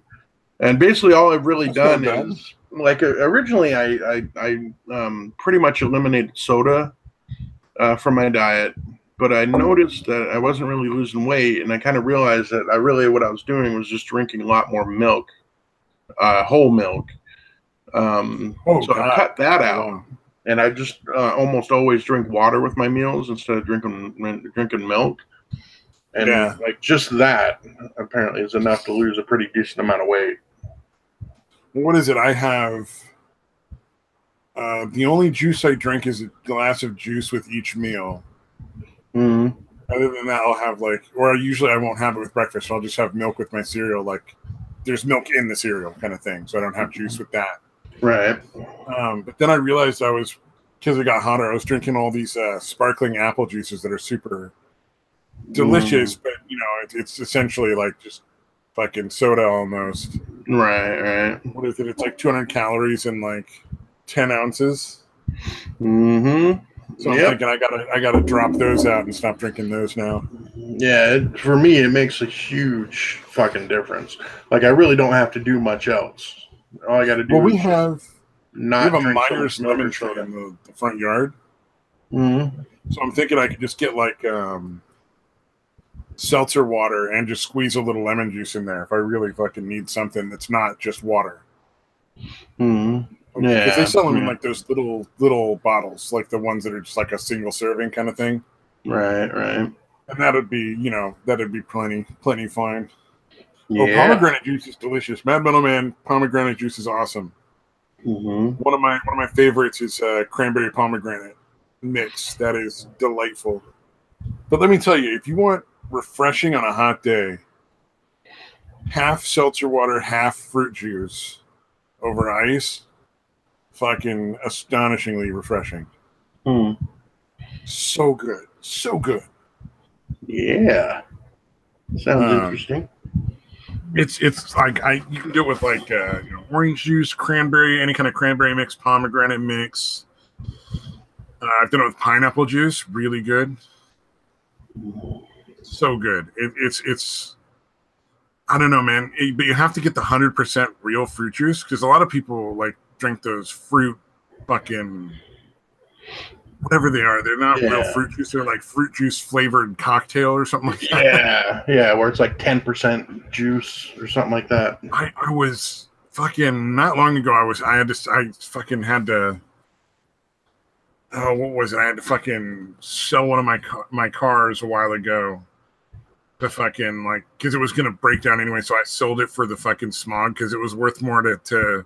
California will pay you to get rid of a vehicle that you think it's gonna be a heavy polluter. And it definitely was.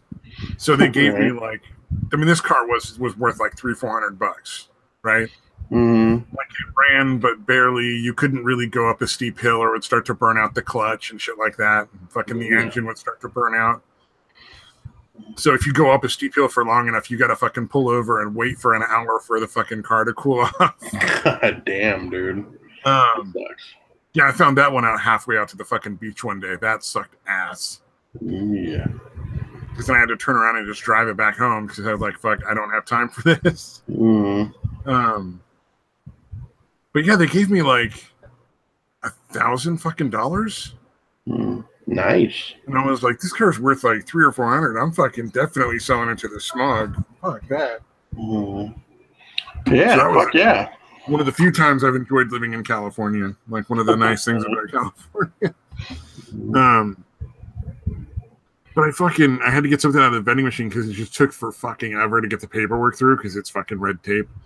And I bought one of those juice cocktail things out of the fucking fridge. It tasted so fucking foul I couldn't drink it. Because I got used to real fruit juice. Like it had this ammonia fucking flavor to it that I just couldn't handle. That's crazy. Yeah, because I usually like, I always like the grape juice ones where it was like that, where it was only 10% juice, but they always tasted, that one always tasted all right. It depends on what you're talking about, because like lemonade is not all lemon juice, and that's great, you know, like, so some of them I think you can get away with. Right. But this was like a fruit punch kind of thing. And it was truly, truly horrific. I imagine it tasted like cat urine smells. God damn, dude. If that makes sense. Yeah, I like how cat urine gets that ammonia smell. If you don't, it kind of had an aftertaste like that. I think it was the sweetener. Yeah. Oh, here's a cheerful story that I found. I think by now people probably don't believe me, but I thought this was fucking hilarious. Condoms must now be made available to all participants at the Boy Scouts global gathering, as girls are permitted to join the organization now. Dude, that's creepy to me, dude. It is. But then when you look at the picture right here, right? Like, these look like older teen boys. And it looks like some of the girls are like the same age. So let's be fucking real. Yeah. You better fucking bring some condoms. Yeah, that's a good point, dude. Or you're going to have babies. Yeah. But yeah, it is a little depressing that it's now required, but it should have been being done anyway. I can't fucking believe that they fucking let girls in the Boy Scouts. Did they fucking let boys in the Girl Scouts? Yeah. No, that would be fucking sexist or something. I don't know. No, I'm wondering actually, because now I'm genuinely curious. I'm gonna look that up because it might. Well, that's the thing. I don't think any boys, want into the fucking Girl Scouts, dude. And I don't know why the fucking girls want in the Boy Scouts, dude. Like, there's two separate ones, dude. Why is that a problem? Other than fucking women have to fucking ruin everything, dude. Sorry, that was a little harsh, probably. Are boys allowed in Girl Scouts? I typed in RB and it immediately said that. Yeah. Yeah, no, they allow boys. Not surprising. Yeah, okay. I guess it's in cases where there's no other, like, not a lot of other options available. Like there's only the one troop or whatever. Yeah, and so they let boys in. Yeah. Oh, it looks like they do. Satan says they didn't let boys in the Girl Scouts, but I thought they do on occasion.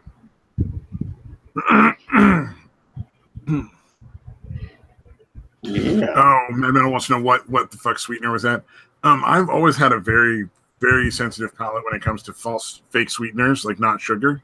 I don't like, none of them work for me. They all taste foul.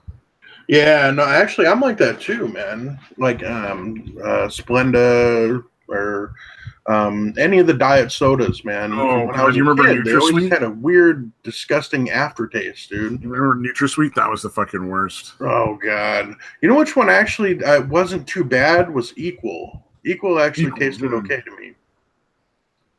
Yeah, I don't know if you remember that, but if they still have it even. Oh, no, apparently I was wrong. No, I take back what I said because I didn't look at close enough, apparently. No, apparently they just made a bunch of public statements about being completely against the idea. That makes sense. Okay, yeah. So no, they don't allow boys and Girl Scouts. Honestly, it makes sense to have them have separate because there's things that girls are going to be more comfortable doing around just other girls, and also stuff that they're interested in that boys just aren't going to be. No, that's sexist, Stabby. Interested. That's a very and sexist, vice versa. Very sexist point of view you have there, Stabby.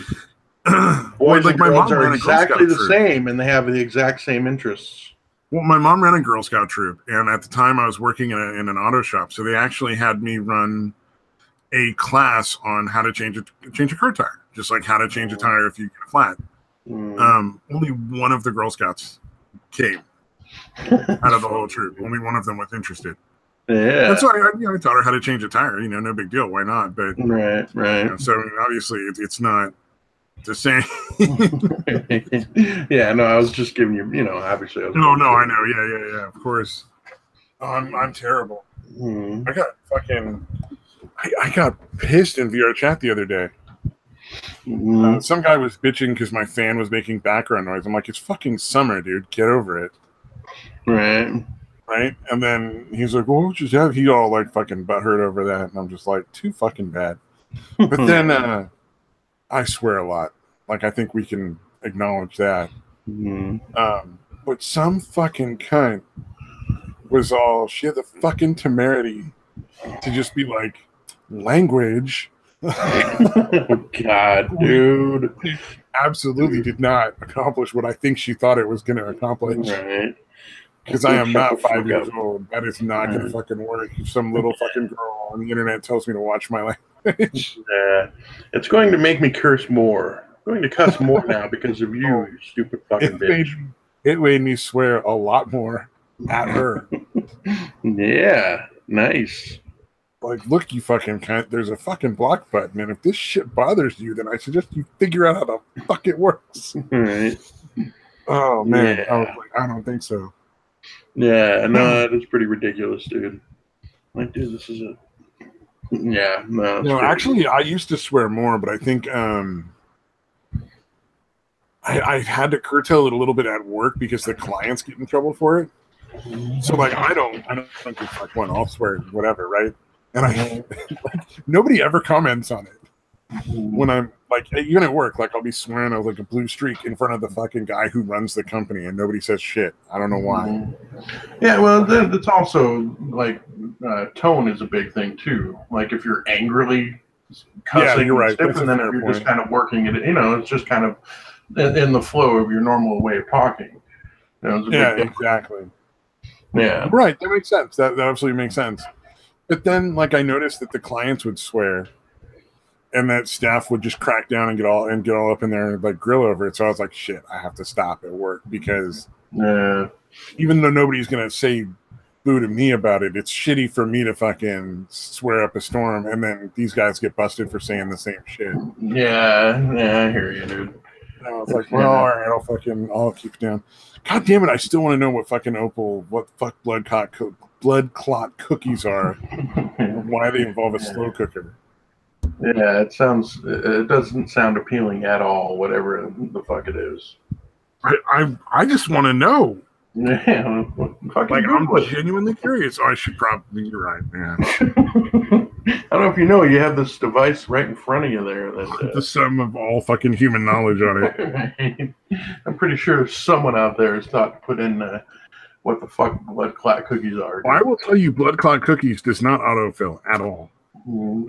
Yeah, it's still out there, dude. You might have to actually type it all out. No, I did. I'm not seeing anything about blood clot cookies. Image search. Okay. Huh? All right, let's image search. Why not? Right. Hold on. Oh, there's like Halloween stuff, but they don't look like they actually have blood. There's one is just fucking Eddie's vanilla ice cream. All right, that's a fucking random one. Clot is active. A red border appears around Wrath cookie. Okay. Found your clot from a red cookie. Yeah, you know what? I'm not really seeing it either. What the fuck? What the fuck is she talking about? All right, I'm tweeting her. All right, yeah. Is it just blood cookie? I'm really curious now. Yeah, well, I'm trying to see, like, there's something that says Wrath Cookie. Let me see what the fuck that's supposed to be. And it has the word clock in it somewhere. Different outcomes. Maybe that's the same thing.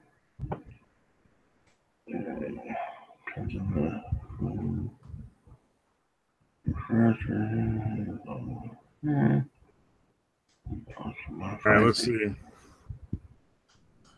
Hopefully that doesn't come off as too much of an asshole. I'm not sure if I know how to communicate with people without being a dick. Okay. All right, whatever I was looking up was part of a fucking game or something, I think. Mad Metal Man says he'll make sure she gets back to me on it.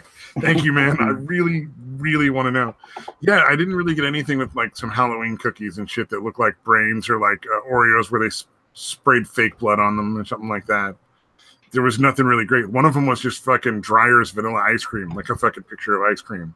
Like in the carton. It wasn't, there was nothing else about it. It was literally that. I tried typing blood clot dessert to see if that pulled anything up. It's kind of a dessert thing, I guess. Blood clot biscuits. What the fuck? Oh, that's like some Halloween thing, some fake blood looking thing. I mean, that's a great, like, fucking.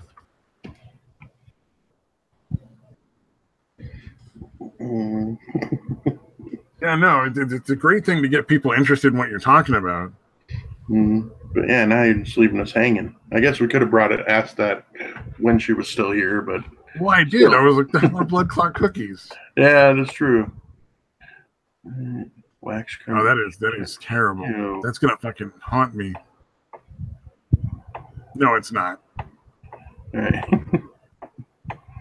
Helen spaghetti. What the fuck is that? Oh, apparently the. Oh, go ahead. Yeah. No, I was just looking up that Halloween spaghetti. You know, all it was essentially blue colored spaghetti. So, or black, I guess, maybe. I don't know. Yeah.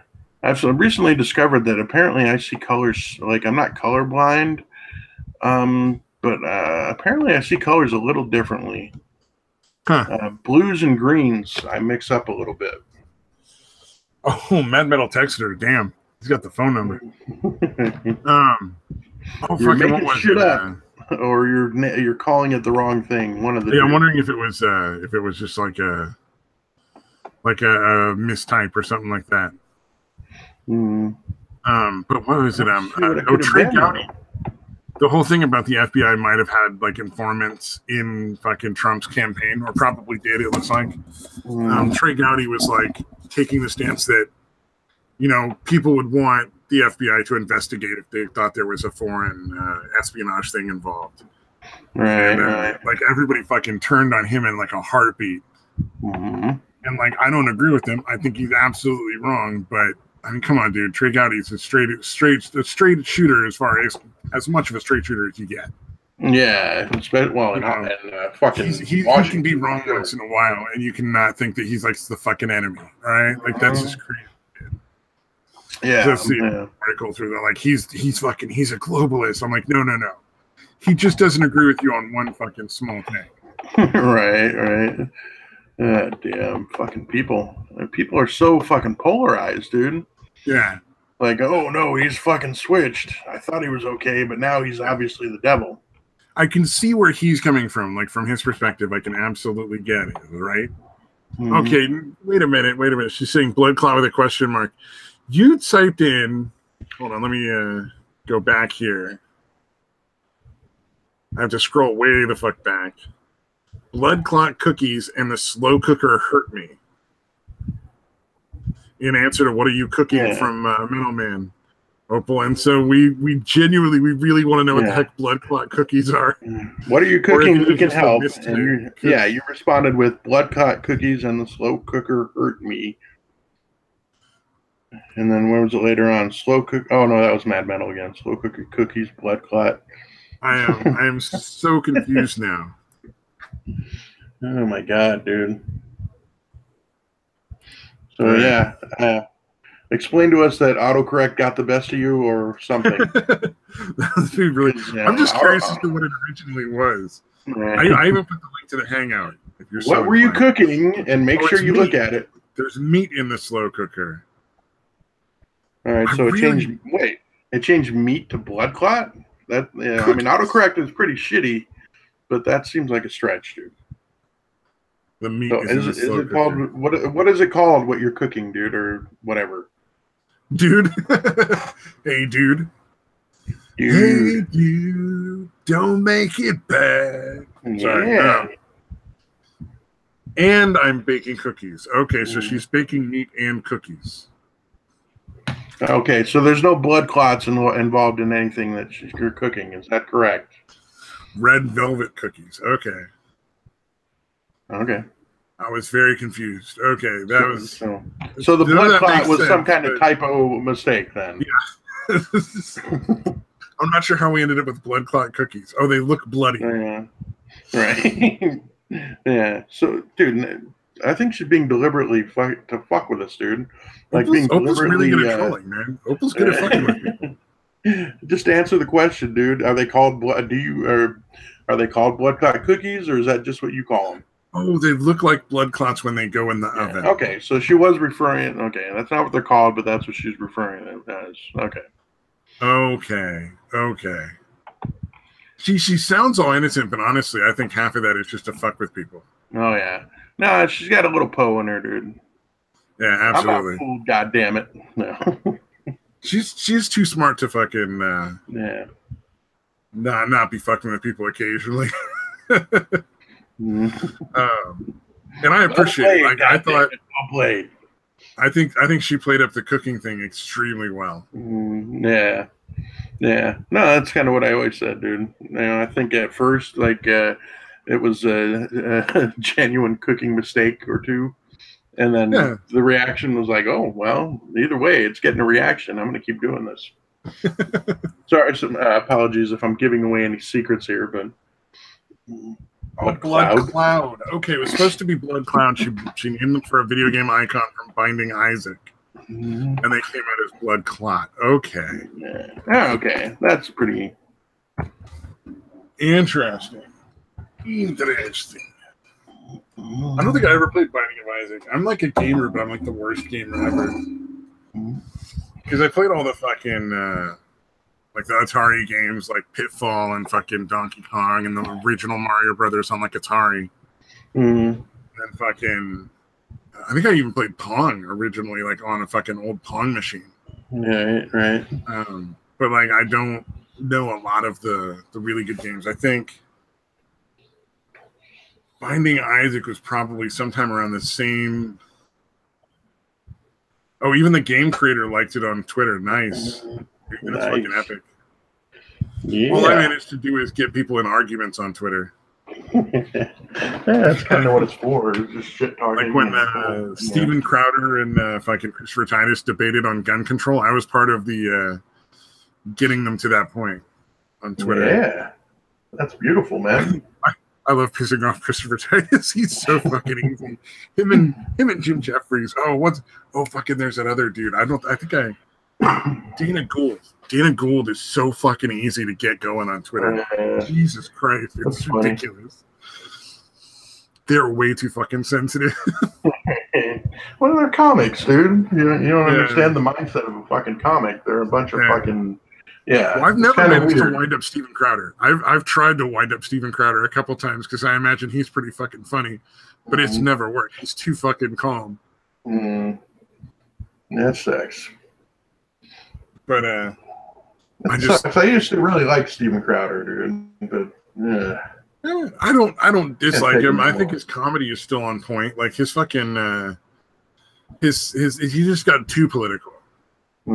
Yeah, and the shit he pulled with was it the Lexa thing, the search thing about between asking who is Jesus and who is Muhammad or whatever. Oh, I think that's entirely possible that was the case when he did it.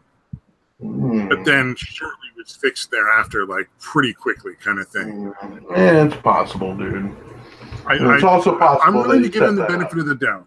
I'm willing to give him the benefit of the doubt because he generally tries to be as honest as he is capable of being with as little research as he does. Yeah, I don't know. He doesn't really do a lot of research. So I feel like there's a lot of times when he comes off kind of like ridiculous because he's just so fucking based in the ideology of it. Yeah, like he just goes way too far on the other side. Yeah, I think you're giving him too much credit, dude. I always like to give people the benefit of the doubt. Everybody. Yeah, that's not a bad trait, dude. Most of the time. Sometimes I like Stormy Daniels, I don't, but then that's just she's fucking. Yeah, that's a little different. It's just a terrible hooker. Fucking awful at what you do. You broke the cardinal fucking rule of being a hooker. Yeah. Man, I'm still glad my grandpa never got me into that fucking whorehouse. I'm sad he died before I turned 18. But I'm also not terribly disappointed that I didn't have to deal with like, how do you get grandpa to not take you to the whorehouse in Vegas? Do I have to go as far as claiming I'm gay or like fuck? Did I ever tell you my parents had to fucking talk with me about that because they thought I was in high school? Yeah, that's fucking hilarious, dude. Yeah, that shit was fucking funny. Yeah. Luckily for me, my parents were essentially done parenting by the time I came around, so I didn't have to deal with a whole lot. That was a fourth of 5 kids. Don't kill yourself, dude. Kiddo. Yeah, that was a fourth of 5 kids. So like, I'm the oldest. Yeah. So I got all the like ridiculous shit. Yeah, you got all the really bad parenting, but at least it was attentive, I guess. Dude, no, okay, so my parenting, nothing compared to my brother's. My brother had all sorts of behavioral issues when he was a kid, like fucking tried to garrote some kid on his fucking grade school playground in kindergarten with their kids' own fucking coat strings. For the hoodie. Yeah. Fucking coat strings, fucking tried to garrote some kid with that shit. Jesus. And so they obviously kicked him out of regular school. And let me tell you, man, lawyers are awesome because the school board was like, you're going to have to pay for this, this, and this, and this. And then my grandma, because she has some pretty fucking big money, called a lawyer. The lawyer sent a letter, and boy, they could not wait to do anything we asked them after that. Right. Just immediately backtrack. They literally got one fucking letter from this lawyer. That's all the interaction that he and they and us ever had with each other. And the school board never argued again. And we didn't pay for shit. That's fucking awesome, dude. Yeah, but especially in California where, ridiculous lawsuits are never really ridiculous because they've always got a shot. Yeah, exactly. But he went to a school for like kids who had bad behavior issues and they helped out. But fucking one lady that ran it for like a year or something, one year, convinced my parents to take away Christmas from him one present at a time because of his behavior. So literally he started out with like X number of gifts for like a Christmas and they took one away at a time until he got none. Wait, till what, like over the years you mean? Like 1 year? Over the course of 1 year, yeah. Yeah. Oh, okay. I thought you meant like for 1 year. They convinced my parents to slowly take away Christmas from him. And I feel bad because my parents are sitting here dealing with somebody who's supposed to be an authority. Like this is a psychiatrist, right? Who runs a school for behaviorally challenged youth, and they literally convinced him that was the right thing to do. Yeah, that's bizarre, dude. Yeah, it was not cool. Even as I was still in like junior high or high school, and I was like, that's too fucking far, man. Yeah. That's not cool. Yeah. All right, I don't think I'm understanding it. So, like, basically, Christmas happens, he gets all the presents, and then they slowly No. So, before Christmas happens, so from, like, January to December, if he acts out badly enough, at one point, they just take away a present. Oh, okay. So then by December, he's got none left, and he gets nothing for Christmas. So everybody else gets all the presents and stuff like Christmas for normal. He just gets he got zero. He gets the lump of coal, essentially. No, not even that. Not even the lump of coal, dude. Not even the lump of coal. Nothing. Damn. That was fucking. That was too far. Yeah, well, but they're dealing with some lady who's like got all these degrees and fucking things on her wall. Yeah, you kind of almost assume that they're like, as weird as it sounds, that Yeah. she Well, I went to school think for this. my brother's birthday is on the 14th of January, so like they made up for it by getting him a lot of stuff for his birthday the next month, but the damage is already done. Still, Like, yeah, that's fucking feel hard. the animosity is fucking there. I mean, it's a long time ago, so it's not terrible anymore. And Mad Melon says it sounds like a fucking Silent Night, Deadly Night plot setup. Mommy and Daddy with an axe, fucking hell, people. Yeah, no, dude, they felt so bad. Bad, man. Jeez. Yeah, that lady was fucking awful. Yeah, sounds like it, man. Well, it makes me so glad that when my sister and her friend were getting too into like her friend's little imaginary thing, because they were in like junior high, I think at the time, junior high or high school, just starting out and like just not fitting in. So it was easier to kind of like, have fun with this sort of like let's play pretend sort of fantasy world thing. Right. But fucking some doctor tried to fucking prescribe some medication to my sister for that shit. Wow. And like she literally would wake up in the morning after like a half an hour of trying to get her to wake up, go to school, come home, and then sleep till the next morning because of the medication. Wow. Okay. And that fucking heavy. It was for like 2 or 3 days, and I told my mom, I'm like, just stop giving it to her. This is ridiculous. Whoever you're dealing with, deal with somebody else because this person's a moron. Yeah, that's fucking nuts, dude. But I was lucky at that time. I was taking psych classes and working at the place where I work now, where I was actually like working with legit mentally ill people. So like it had weight to it.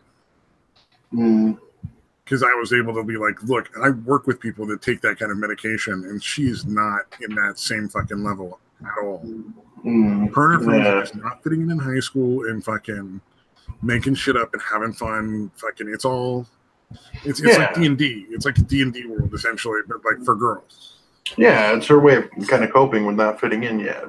Or whatever. Well, and her friend was like, her mom was like super fucking abusive and psychotic and shit. So there was all sorts of weird shit going on there. But like this girl now, like she's fine. Like she has a job. She's fucking living on her own. She's not on drugs or hurting herself or any kind of crazy shit.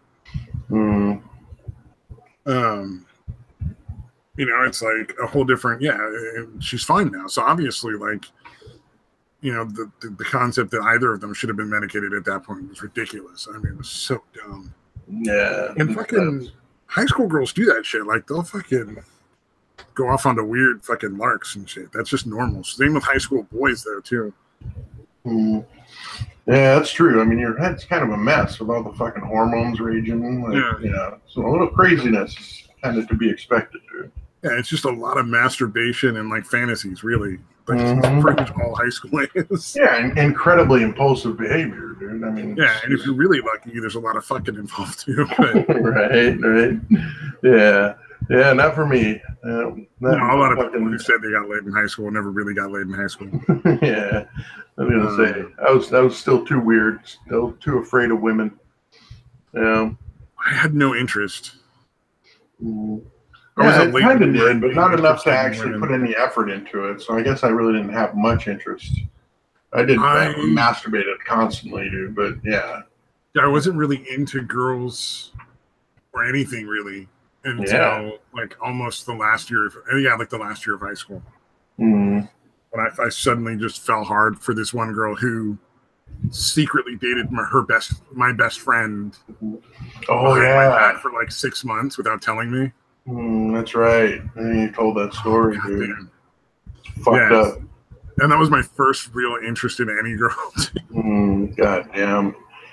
Yeah. Oh man, did not end well. No way. I think I was into like some girl in like the 5th grade or the 4th grade. Oh right. And somehow I got her number and called her house, and her dad fucking put the fear of God in me. Because I was fucking calling his like fucking 4th grade little girl. Right. And he was a fucking psycho. Yeah. Back when dads thought they had to do that kind of shit. Oh, there's some 4th grade, buddy. Fucking ridiculous, man. until they're at least in fucking high school, I would imagine. I don't think that because at that time I don't think I really understood anything. I just thought this was a cool person I wanted to hang out with. Right. So I don't think that had any effect. But I mean, if anything did, maybe that's why I wasn't interested in girls until like almost out of high school. Yeah, it had quite the effect. Yeah. Oh, metal is homeschooled. Yeah, homeschooling is better than high school in a lot of ways. I think you probably get a more balanced education, and you have more opportunity to pursue things that actually you're going to learn more about and benefit more from. You know, like, and more accurate, because there's a lot of shit that they just lie to you about in school, fucking all the time. Yeah. Well, dude, they don't. It doesn't foster creative thinking like at all. Like it's all it's an fucking archaic rote system. learning, dude. It was set up to teach you to work in a factory. Right. Essentially, like school was set up to see you learn how to follow a schedule, learn how to just sort of get your fucking nose to the grindstone and do boring shit for like 2 hours, take a break, which would be recess in school, and then fucking another 2-hour class, take another lunch break, 2 more hours of class, and then you take another like 10-minute break, and then another 2 hours of class, and you go home. It was it's exactly like a fucking like a factory job. Yeah, like a factory job. Yeah, it's like, you know, no different than going and putting a car together, really. I mean, as far as like the value of it. Yeah, and indoctrination centers. Oh yeah, if you're homeschooled, yeah, you don't have all the fucking nonsense where like some dude wants to beat you up because fucking he's an idiot. Yeah, because his dad beats him or fucking whatever his fucking reasoning is. Or everybody decides that like you're the guy that gets to fucking bear the cross if they're in security, so they all call you fucking names. Yeah, like there's always that one kid in high school. And I'm sure it's not just one kid. Like it's probably a lot of different kids, but it always, from everybody's perspective, it's different. Like there's that one kid where like everybody just is like, this is the fucking whipping boy. Yeah. Hey, this guy doesn't seem to be conforming. He's like thinking for himself and shit. Let's make fun of him. Yeah, and if you can fucking get out of that than homeschooling, fucking do it. That's the way to go, man. Yeah, I don't know. Yeah, my son's like pretty. You know, somewhat shy. He's actually gotten a lot better about it. But again, he has friends. I don't think he's like super popular or anything. Well, but I think his generation seems to be the weird kid. Is in a unique position to be able to fact check all of their teachers at any time. Right. So I don't think that same sort of brainwashing is going to keep working because. Yeah, it's too much information access. is out there, and you can just fucking Google shit. Yeah. The lies and horse shit just won't work. Yeah. It's too much. You know, in our day, we would have to actually go to the fucking library and look it up. You know, and even that's kind of iffy. Now it's literally right there on your little fucking handheld device, dude. Yeah, all the information you'd ever want about anything. Yeah, I don't think Google really was there as a main thing like that until after I was at high school. Yeah. Well, yeah, and it was fucking dial-up and shit, dude. You know? Or I don't know if they had high-speed internet by the time you were in school, or in high school, but they definitely didn't when I'm only a couple years older than you. No, I think... Yeah, for me, it was, actually, I'm thinking, at least my early 20s, I remember, because I was smoking already. I graduated in 98. Yeah, see, I didn't graduate, but it would have been 94. I remember like hitting a page to load, going out and smoking a cigarette, coming back in, and being lucky if it was actually finished loading. You know? Yeah, I don't think we did much with computers in my high school. Or at least I didn't. There probably were electives that I could have taken where I would have done computers, which if I was smart, I would have. And pursued that as a fucking career.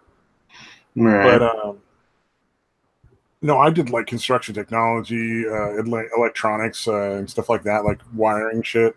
Right.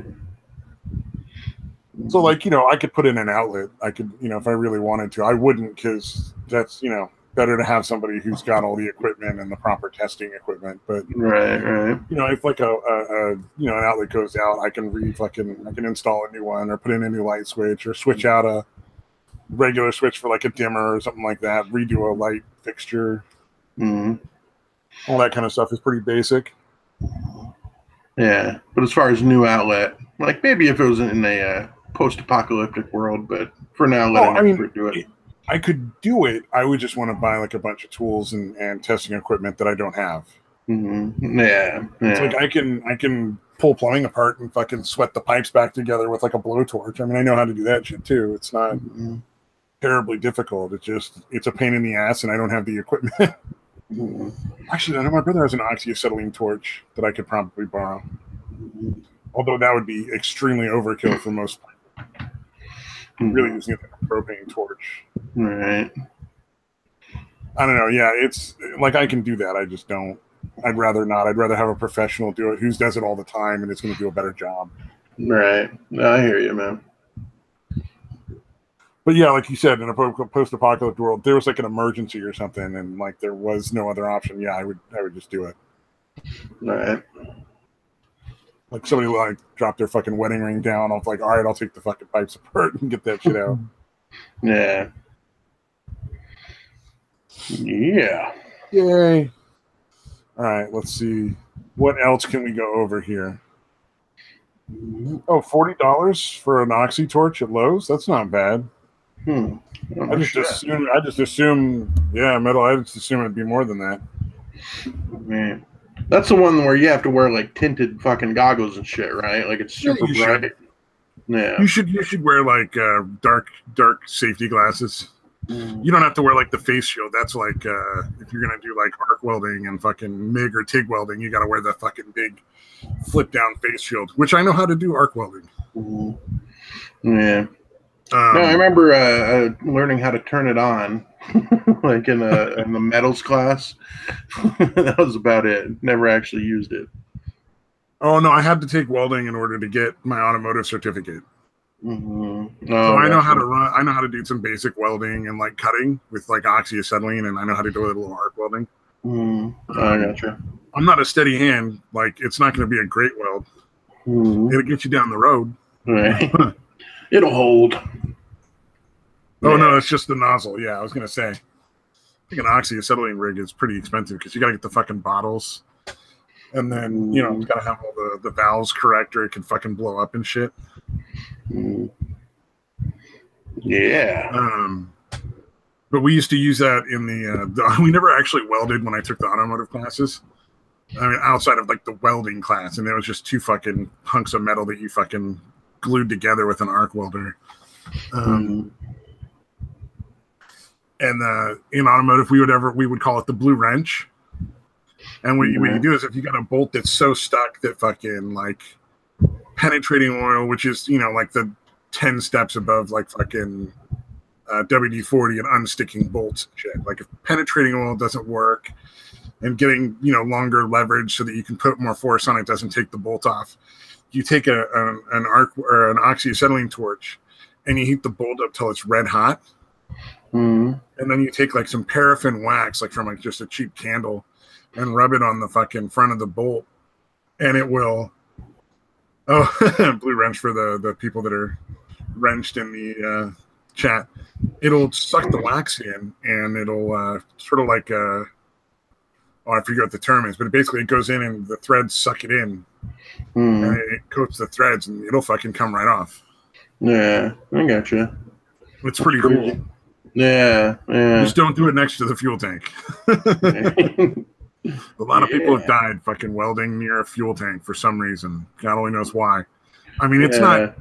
They really want job. The Darwin Award.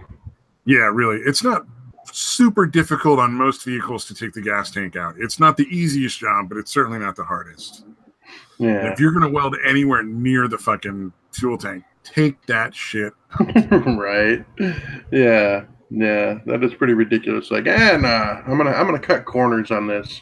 Yeah, and it's usually like exhaust welding because that's in the back of the car, and people are like, oh, well, it's there's a few inches away. I'll put some fucking sheet metal or like a fucking some foil up or something that'll fucking block it. Right. And then they fucking blow themselves up. Yeah, that's fucking nuts. Yeah, I also had to take machining. So like I had to run like a CNC lathe and stuff like that, and fucking what's the one that spins things really fast and you cut things on it? It tells you how much of the machining I remember.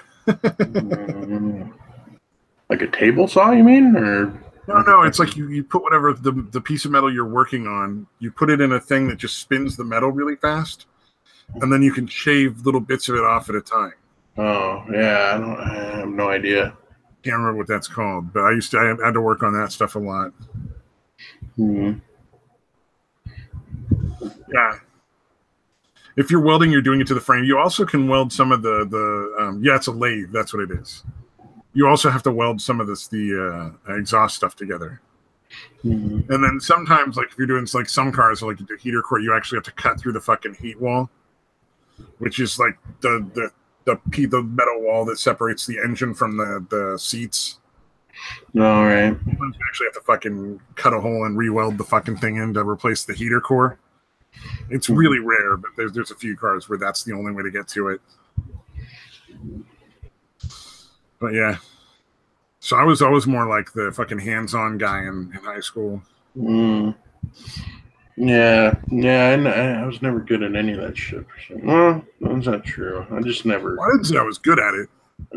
It's just what I did. right. Oh man. Yeah. Like I said, the most difficult thing I've ever done on a fucking car is replace a fucking fuel filter. Yeah, let's not difficult.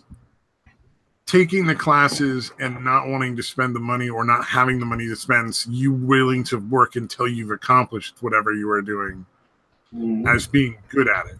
Right. Because there's a big difference between just not giving up until you finally figured out how to get that shitty fucking part in the car and really knowing what you're doing. Yeah, and being actually proficient at it. Yeah, oh man. I mean, I did this. It took me fucking maybe 6 or 7 hours to do the starter on the fucking Saturn wagon one time. God damn.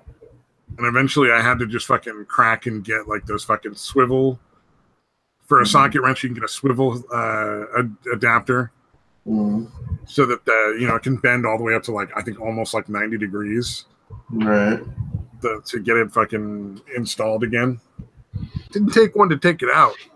Fucking whore car. Damn. Oh man, that was the worst. Nope. Now we're getting to the stuff that's kind of boring, I think. Working on cars and shit. Yeah, even I'm not really that interested. I gotta be honest with you. That's what I'm saying. Yeah, I'm like I'm not a car guy. I just occasionally have been in a position where I had no options other than to fix a car. Yeah, no, I can change a tire, change a fuel filter. That's about it. Yep. All right, here we go. This is I did not know this existed. This is literally a survival shelter installation company. Oh, wow. So this is a bomb shelter. Right here is the round culvert for $35,000. This is a nuclear fallout shelter, the modular square. Are these all above ground, or are they supposed to be below ground? Oh, these are all underground. Okay, I kind of figured, but is that $750,000? Yes. Holy shit! Yes. Or you can get it for $250,000. Let's go back here. Oh, that's the economy model. The military one is $250,000. This is a watertight shelter. Is $60,000. The concrete dome is almost $600,000. This one says ad price, so I'm just going to assume it's way more than you can afford. Right. Yeah. If you have to ask, you cannot afford it. Although that could apply to fucking almost all of these. Oh, so these are kits that you can fucking build your own if you can't, like... So these ones, basically, you buy, they come made, and basically... they prefab. They dig out a hole and fucking crane drop it in. So if there is some sort of situation where you're required to get into your fucking shelter, everybody in your fucking neighborhood's going to know you have it. Right. Well, yeah, you can't claim you're putting in a pool and then there not be a pool there. Like, okay, look, what man, happened? If they fucking announce that they're going to drop the nuclear bomb is incoming and you got to fucking vacate or take shelter, and all your neighbors know you have a fucking nuclear shelter, you best have everything stocked and get in there within a good 30 seconds, because there's a lot of people that will happily shoot you and fucking go in instead. Yeah. Knowing that there's never going to be any evidence. Right, right. No one's going to know. Yeah, but if I was gonna get something like that, it would have to be somewhere at a relatively remote location where I could get it installed, where it's again near where I live, but still far enough away to where there wouldn't be that many people that could see it going in. Yeah. You know. Well, I saw a YouTube video where they built one of the fucking names of these things, dude. Bomb NATO. Oh, did I see that? Oh, yeah, I didn't see that. Bomb NATO. Garnado. What the fuck, guys? NATO safe. Okay. Under the driveway with the hatch inside the garage door hidden from view. Oh, okay, so this is more for like hurricane or tornado shelters. Well, a lot of these things, I think they're smart enough to recognize these are all basically just for like tornadoes and natural disasters.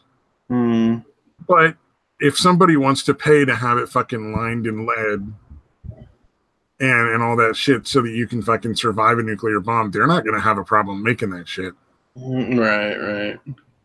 Yeah, why not throw in that little bit extra for a lot more money? Yeah. Why not? Well, why not be willing to? Yeah, absolutely. Yeah, because again, I'd imagine there's a significant difference between how much it costs to have that put in relative to how much more you can charge for having it put in to your product. Well, look here, there's the NATO pod. So for only $3,500, you too can have a NATO pod. It's an above-ground tornado shelter for a family of 4 or less with welded-in seating on both sides of our cylindrical shape. You and your pets can find protection from tornadoes up to 250-plus mile-per-hour winds. Wow. Oh, it meets FEMA guidelines? I wouldn't buy this if I were you. I need more of an authority than FEMA to okay this motherfucker. Yeah, I'd want like an actual engineer. Oh man, I just had to share that because I saw that shit and I was just like, God damn. That's fucking amazing, dude. Dude, it's brilliant, man. I mean, you're taking something that like a lot of people want, like just the basic concept of tornado shelter or like an earthquake thing or something, something to just shelter. Yeah. Oh, look at that. I like that. If we get it big enough, bomb shelter recording studio. That's not actually a bad idea. Yeah. Actually, you know what? That would actually be really smart. You could pay. It would pay for itself. I bet if you lived in an area where a lot of people did music recording or acting or whatever, like voice acting, you could have a fucking bomb shelter under your fucking house and have that be like a recording studio that people could fucking like rent out. Where, they come and pay you and you do like mixing and stuff, because it would just be like the cash of it, like the coolness factor. A lot of people would be willing to be like, dude, we recorded our fucking album in a bomb shelter. Right. Yeah, that'd be interesting. Yeah, and there would be virtually zero concern with background noise if it's underground. Yeah. Quietest studio in the world, like Mad Metal Man says, that would actually be really not that bad of an idea, especially if you do it right. One of the things, I was watching a YouTube video, that's how I found that company. One of the things they specifically do, and they demonstrated it in the video, is the inside is designed so that it doesn't echo. Which is a really good thing if you're going to like studio record stuff and you don't have echo coming back. I would assume. Yeah. I'm not that smart about it, but it makes sense that you wouldn't want the guy to be like singing and like half a second later there's a fucking faint echo of him singing again. Right. Yeah, you want to avoid that if possible. Sorry, big long drink of water. Yeah, right. Oh, dude, I go through so much water in the summer. I buy like 31-liter bottles maybe twice a month. So maybe in a month I'll go through something like 40 or 50 of them. Yeah, I'm trying to, man, because yeah, I kind of have to, man. What I find Beyond is just trying to eliminate milk and soda from my diet. Like I said, the side effect of the medication. Shall we say, slowing down my digestion. Fun. It's becoming or not becoming. It has been a real issue. So I'm trying to drink as much water as possible to see if that fucking helps. Oh yeah. Yeah, and then all this, because I'm sure the laxatives are not a thrill. No, I have to basically use fucking enemas, dude. It's getting very fucking tiresome. Yeah, I would imagine. God damn. Every time you want to take a shit, you got to shove a fucking tube up there. Yeah.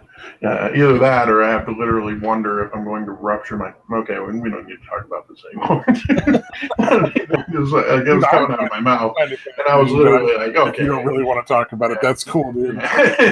No, I don't mind talking about it, but I was just like, "Okay, there's people listening." Well, one of the side effects for what my brother's doing, the ketogenics, is he got really kind of stopped up and fucking. Apparently, he pushed so hard at fucking vessel in his nose popped. God damn, dude! I could just shot blood out. Jesus. Yeah, I haven't been there yet. Up.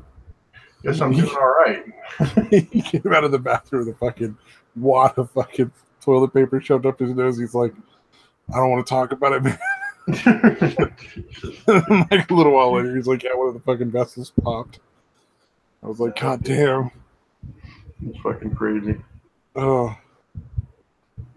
But he's lost in like maybe 2 or 3 weeks. He's lost like 20 pounds.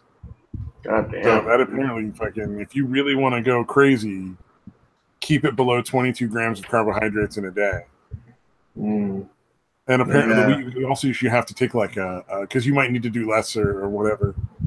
You're supposed to do like a piss test and like fucking dip strips in it every day and check if you're in the ketogenic zone or whatever. Yeah, dude, carbs. It's so fucking tough, dude. I love bread a lot.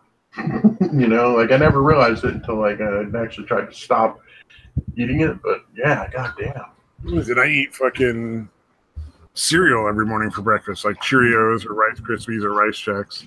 Yeah, me too. I like that a lot. Or like this morning I made a fucking. I got the good boar's head ham, and actually boar's head cheese.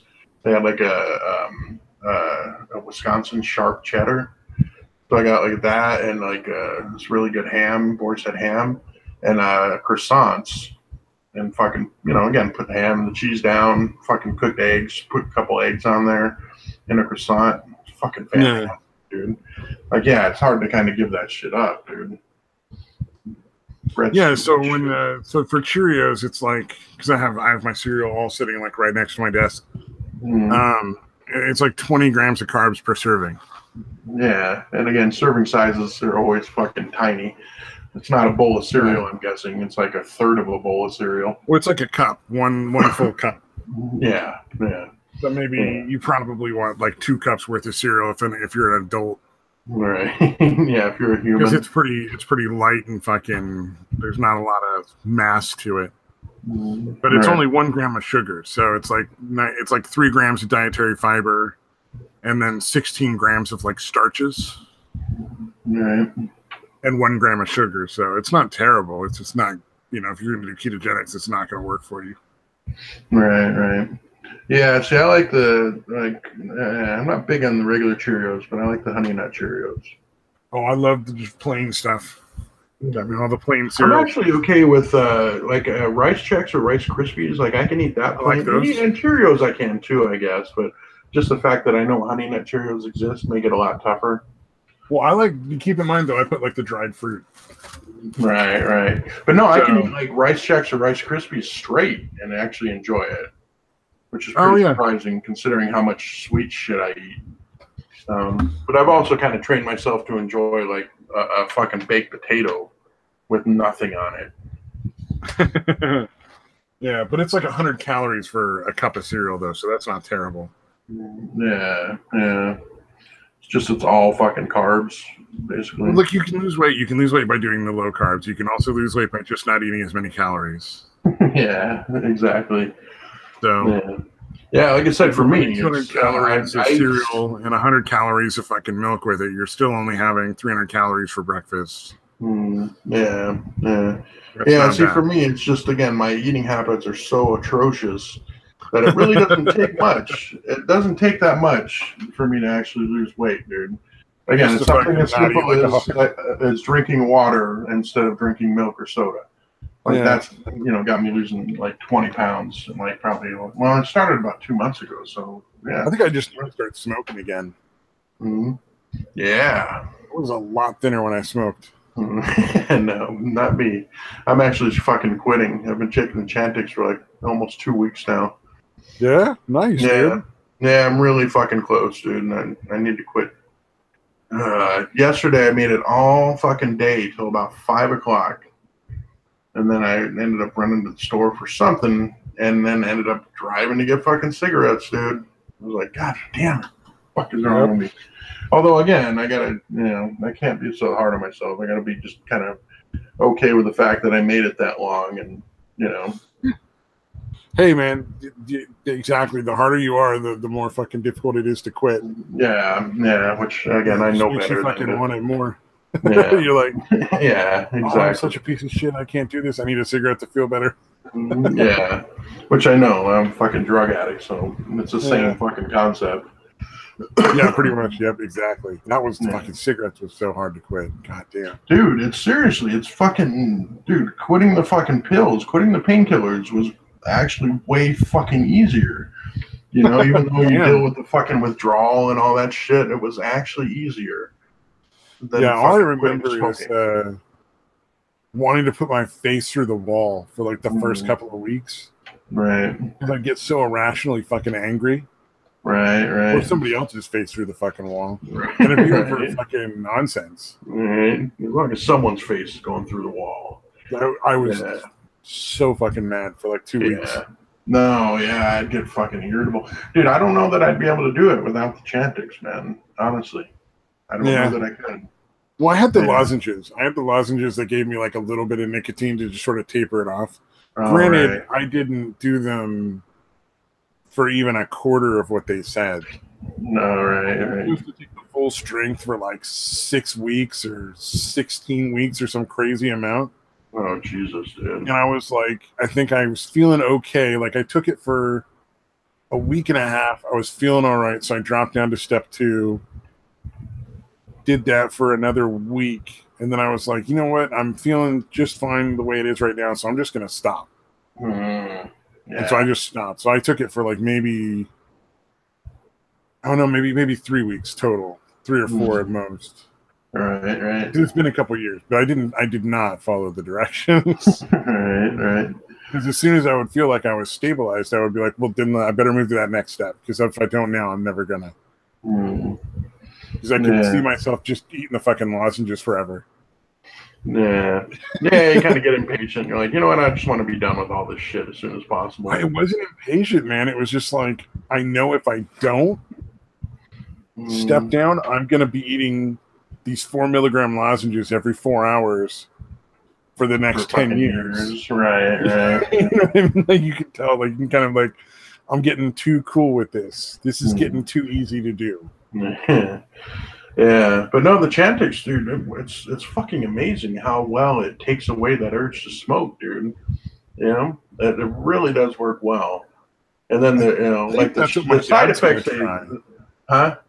I think that's what my dad's going to try coming up here in a couple days. Right. Yeah. Well, it's there's side effects. Apparently, some people get suicidal on it. But again, my advice would be like, hey, before you start taking it, tell yourself that if you get suicidal, you won't kill yourself and you'll stop taking it. You know what I mean? Yeah. And realize that's what's going on. But again, even that's like a pretty low percentage. Even the worst person in the world probably has a one person who'd be willing to be like, call him up every day and be like, hey man, are you feeling suicidal now? All right. And Yeah, if they are, somebody be like, check all right, in. you need to stop taking the Chantix. That's what's making you feel that way. Don't Right. kill yourself. Just stop Yeah. taking that. Yeah, and then as far as the fucking nightmare thing, really vivid dreams, but no nightmares, dude. I've never had any nightmares on them. So I think that's more related to what how screwed up your head is, dude. To be honest with you, Oh, it's entirely possible, man. Yeah, and since I've done like a lot of fucking work dealing with my bullshit over the years, I think it's just, again, they're going to be real vivid dreams. Whether or not they're nightmares is going to be up to how screwed up your head is, probably. Well, Chantix is Wellbutrin. They're the same thing. It's an antidepressant. If you look it up, it wasn't exactly the same thing. I thought we looked this up before. Oh, I'm pretty sure it's similar. Yeah, I think that's what we found out. It was something kind of similar, but it wasn't actually the same. Well, either way, go ahead. It is an antidepressant. It's just, it might not be Wellbutrin. Yeah, but yeah, no, it's fucking amazing how well it takes away that urge to smoke, dude. Whatever the fuck it does. Yeah, because I remember, because I quit with it before, and then several months later, a year later, whatever, I start smoking again. But yeah, it's like I noticed like I was getting ready for like work, and like I'd wake up like maybe 10 days in there, 2 weeks into taking it or whatever, and like I'd wake up and I didn't have a pack of cigarettes, and I was just like, That's normally I would be like, okay, I'm probably going to be late for work because I need to get a pack of cigarettes. You know what I mean? Like that fucking urge to smoke was so fucking strong. So I figured it out. Wellbutrin is another option that you can take for quitting smoking. Oh, okay. That's why I keep mixing it up, because Wellbutrin is an antidepressant, and they found out that a lot of people who are taking it just spontaneously stopped. All right, gotcha. And so that's also prescribed for quitting smoking. Okay. So Chantix and Wellbutrin are not the same thing. They just both are prescribed for the same. Yeah. Okay. Yeah, I remember it not being. I remember you saying that. No, it is. But I figured out why I keep making that mistake. So right, because they're both prescribed. Make it again. Yeah, because it's kind of an off-label prescription for Wellbutrin for quitting smoking. Yeah. Well, it's also bupropion and Wellbutrin are the same thing. Bupropian's the generic. It's one of the things they prescribed me, I think, for my anxiety. All right. That made me like flip out and shit. So. Yeah. Nothing to be anxious about there, then, huh? Yeah, nothing like having anxiety and then having them prescribe you a series of medications that just make you way fucking worse. Yeah, Jesus, dude. But yeah, if your dad's gonna start it, just tell him the two main things besides the dream thing and the fucking suicide thing or whatever.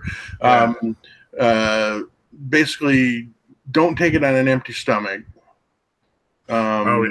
And try to take it as close to every 12 hours as you can. Keep it consistent. Yeah, no, he's good. Yeah, like taking it like maybe 10 hours and then every 14 hours, like anything within that window is probably fine. But tell him to try to take it as close to every 12 hours as possible, every fucking day. Because again, at first it didn't really work for me until I took it every fucking day. Again, roughly every 12 hours. Then within a week and a half, I quit every single time, dude. But if I missed a dose here and there, it really wouldn't work as well. And again, I never actually quit until I got at least a good 10 days in a row where, maybe I missed one dose, but essentially, again, rarely missed a dose. That makes sense, though, because it's the same with a lot of psych meds. One of the reasons like we insist on having such a regular schedule at all the programs we run is because a lot of the medications will be way more effective if they take them at specific times every day. It's got to be like 4 hours apart, or it's got to be like 8 hours apart, or it's got to be 12 hours apart, whatever the situation is. I think the Chantix the Chantix I think is similar. So if you're taking it like you take it once and then you take it 8 hours later, but then you don't take another one for 16 hours, like that, it's probably not going to work as well as if you try to again take it roughly. For me, I tried to take it at basically 8 in the morning and 8 at night. Like that's pretty easy. It's all based on the half-life. how Right. long it lasts in your blood. And so the Chantix, I'm assuming that would be about 12 hours. Yeah, most likely. Most likely. Oh, Mad Metal says Chantix is garbage. I'm guessing Chantix doesn't work for Mad Metal Man. All right, dude, it's worked amazing for me. The thing with any psych med is some of it works for some people and some of it doesn't for others, and nobody fucking knows why. Right. It's fucking crazy. But again, the amount of guesswork involved is insane. Yeah, everybody's kind of different as far as it goes, I guess. But yeah, although again, I am curious if he was taking it, like I said, not missing any doses and taking it roughly every 12 hours. Because I noticed, again, it didn't work for me until I did that. And I made sure every day I took it. And again, as close to that every 12 hours as I could. Yeah. Yep. Well, I mean, I know that for like any of the fucking benzodiazepine anxiety meds, like you have to take them within certain periods of time or they'll just stop being effective. Right. And even then you eventually can get used to a dose and just need more. Right. One of the reasons why they consider it an addictive drug. Interesting. Yeah. But and again, stress your dad. You don't take it, and dude, it's kind of a weird, perverse kind of pride that I take as a fucking even in recovery as an opiate addict. That no pills make me sick, and that little fucking Chantix pill, if I take it on an empty stomach, will make me sick, dude. You know what I mean? So just tell him, make sure he eats. No water. He just swallows them dry. Jesus Christ, dude. No, dude, telling me, well, again, he might be fine, but no, he'll take it with food. If they tell him to take it with food, he'll take it with food. I'm just saying, like, he doesn't have to, like you put pills in your mouth and you drink water to take them. Right. He just swallows fucking swallows them. That's crazy. Yeah, but just tell him to eat something substantial, like not even just eating a little bit. Like try to take him after meals if you can. At least a half a sandwich or something like that. Yeah, not just like a quick tiny little snack, like something again pretty substantial. It doesn't need to be quite a meal, but it's got to be pretty close. Like peanut butter and crackers, something heavy enough to coat your stomach. Yeah, because I've noticed even if I just try to eat a little bit, even drink a bunch of milk, like it wasn't enough. I had to eat something, like you said, kind of heavy like that. Oh yeah, well, dude, remember I work in psych, so I've seen people have all sorts of weird fucking issues with meds. Right. There's certain meds that people can't eat when they take. So like there's every once in a while we'll have clients that have to wait like 2 hours after they take their morning meds to have breakfast. Oh wow. So like they got to the point where it was just made more sense for me to give it to them at like 6 a.m. or something like that. Yeah, so they'd be able to eat by the time breakfast rolled around. Yeah, exactly, because it was ridiculous. It's pretty crazy. But then also I've seen so many people go through getting meds that don't work for years. And then, like, slowly working their way to finally get to the meds that do work. Right. Like, they'll come through, like, one time and they'll just be, like, super fucking unbalanced and not on the right meds. And then another time, they're super unbalanced and not on the right meds. And then finally, like, the third time they come through, they do great. And it's all because they got the correct medications. Yeah, something finally they don't want to take those. So they always end up, like, once they get out of our program, like, going off meds and doing the whole thing over again. Yeah, see, that seems to be a pretty common thing. Like, they take the meds for a while, they actually get better, they're feeling normal, and then they're like, oh, I don't need them anymore. And then they have to also point out, there have been a few clients who just stopped taking meds and did fine. Right. So it's like, it's not, it's so fucking hard to do. Like, yeah, you can never tell who's gonna what's gonna work for what person. Like, this one might be fine, but I have no fucking idea.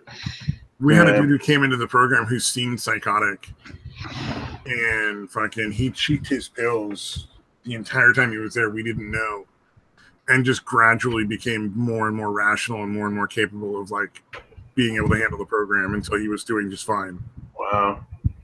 As he slowly got off of the medication that they'd given him. And that's what it took for the doctors to finally be like, oh, maybe he shouldn't be taking that particular med. This is actually making him crazy. What the fuck? Yep. Well, that's the thing with psych meds. Like, they can have the opposite effect if they're not necessary or you're taking the wrong one. Right. Yeah, that's so fucking goddamn. That's scary, dude. Yeah. Well, that was always the thing that made it, like, bizarre when we'd have people who would steal meds. And it's only happened, like, once or twice since I've worked there where we had people who, like, fucking take some of the meds home for presumably recreational use. Right. It's like, you want to fucking feel schizophrenic for like fucking 4 or 5 hours? That sounds awful. All right. Yeah, whatever, buddy. Like the one lady who took a sheet of like the fucking Xanax or whatever, like that one I got, right? Like that's a fucking anxiety pill. It's high street value. I'm sure she was fucking addicted to it. Right. Also a nursing student, by the way, so I'm sure that would have been awesome eventually. Damn, dude. But fucking, like I could see that one. But the people who took things like fucking real heavy duty psych meds, it's like, what? Yeah. Like haloperidol is not something you just want to take. Yeah, that's bizarre. Although, again, if they're used to doing that, you know what I mean? Stealing people's pills or stealing pills, you know. That is a good point. That is a very good point. Yeah, it might just be the habit of, okay, I can get somebody's pills, and I'm going to do it because I can. Yeah. One, as a nursing student, she certainly knows exactly what to worry about. All right. Oh, man, she got fired so fucking quick. All right, we should probably call it a day. I think we're winding down here. Yeah, we got almost 3 hours in. We're good. We're good. And I think Engelhardt probably didn't make it, you know, because he just finished moving in like a couple of days ago. Yeah. No worries. He'll be here when he's here, I guess. Yep. Well, I'm hoping when he can just like go from his own place, it's a little more often. Yeah, and he's not driving all the way across town or whatever. Yeah. Oh shit! Here we go. Let me real quick because I got a screenshot from Opal. I got a picture from Opal of the blood clot cookie dough for the blood cloud, blood clot or whatever. Yeah. Oh, okay. Interesting. I see. Yeah, I can see that. Okay, there we go. Yeah, perfect. Yeah, the perfect way to end it. All right, we'll retweet that because I don't know why not. Yeah, why not? let me just fucking do Twitter while we before we go off. All right, man. Thanks to everybody who came in and watched. It was awesome. Much appreciation. And we'll see you Thursday at 1:00 p.m. Pacific Standard Time. Sounds good.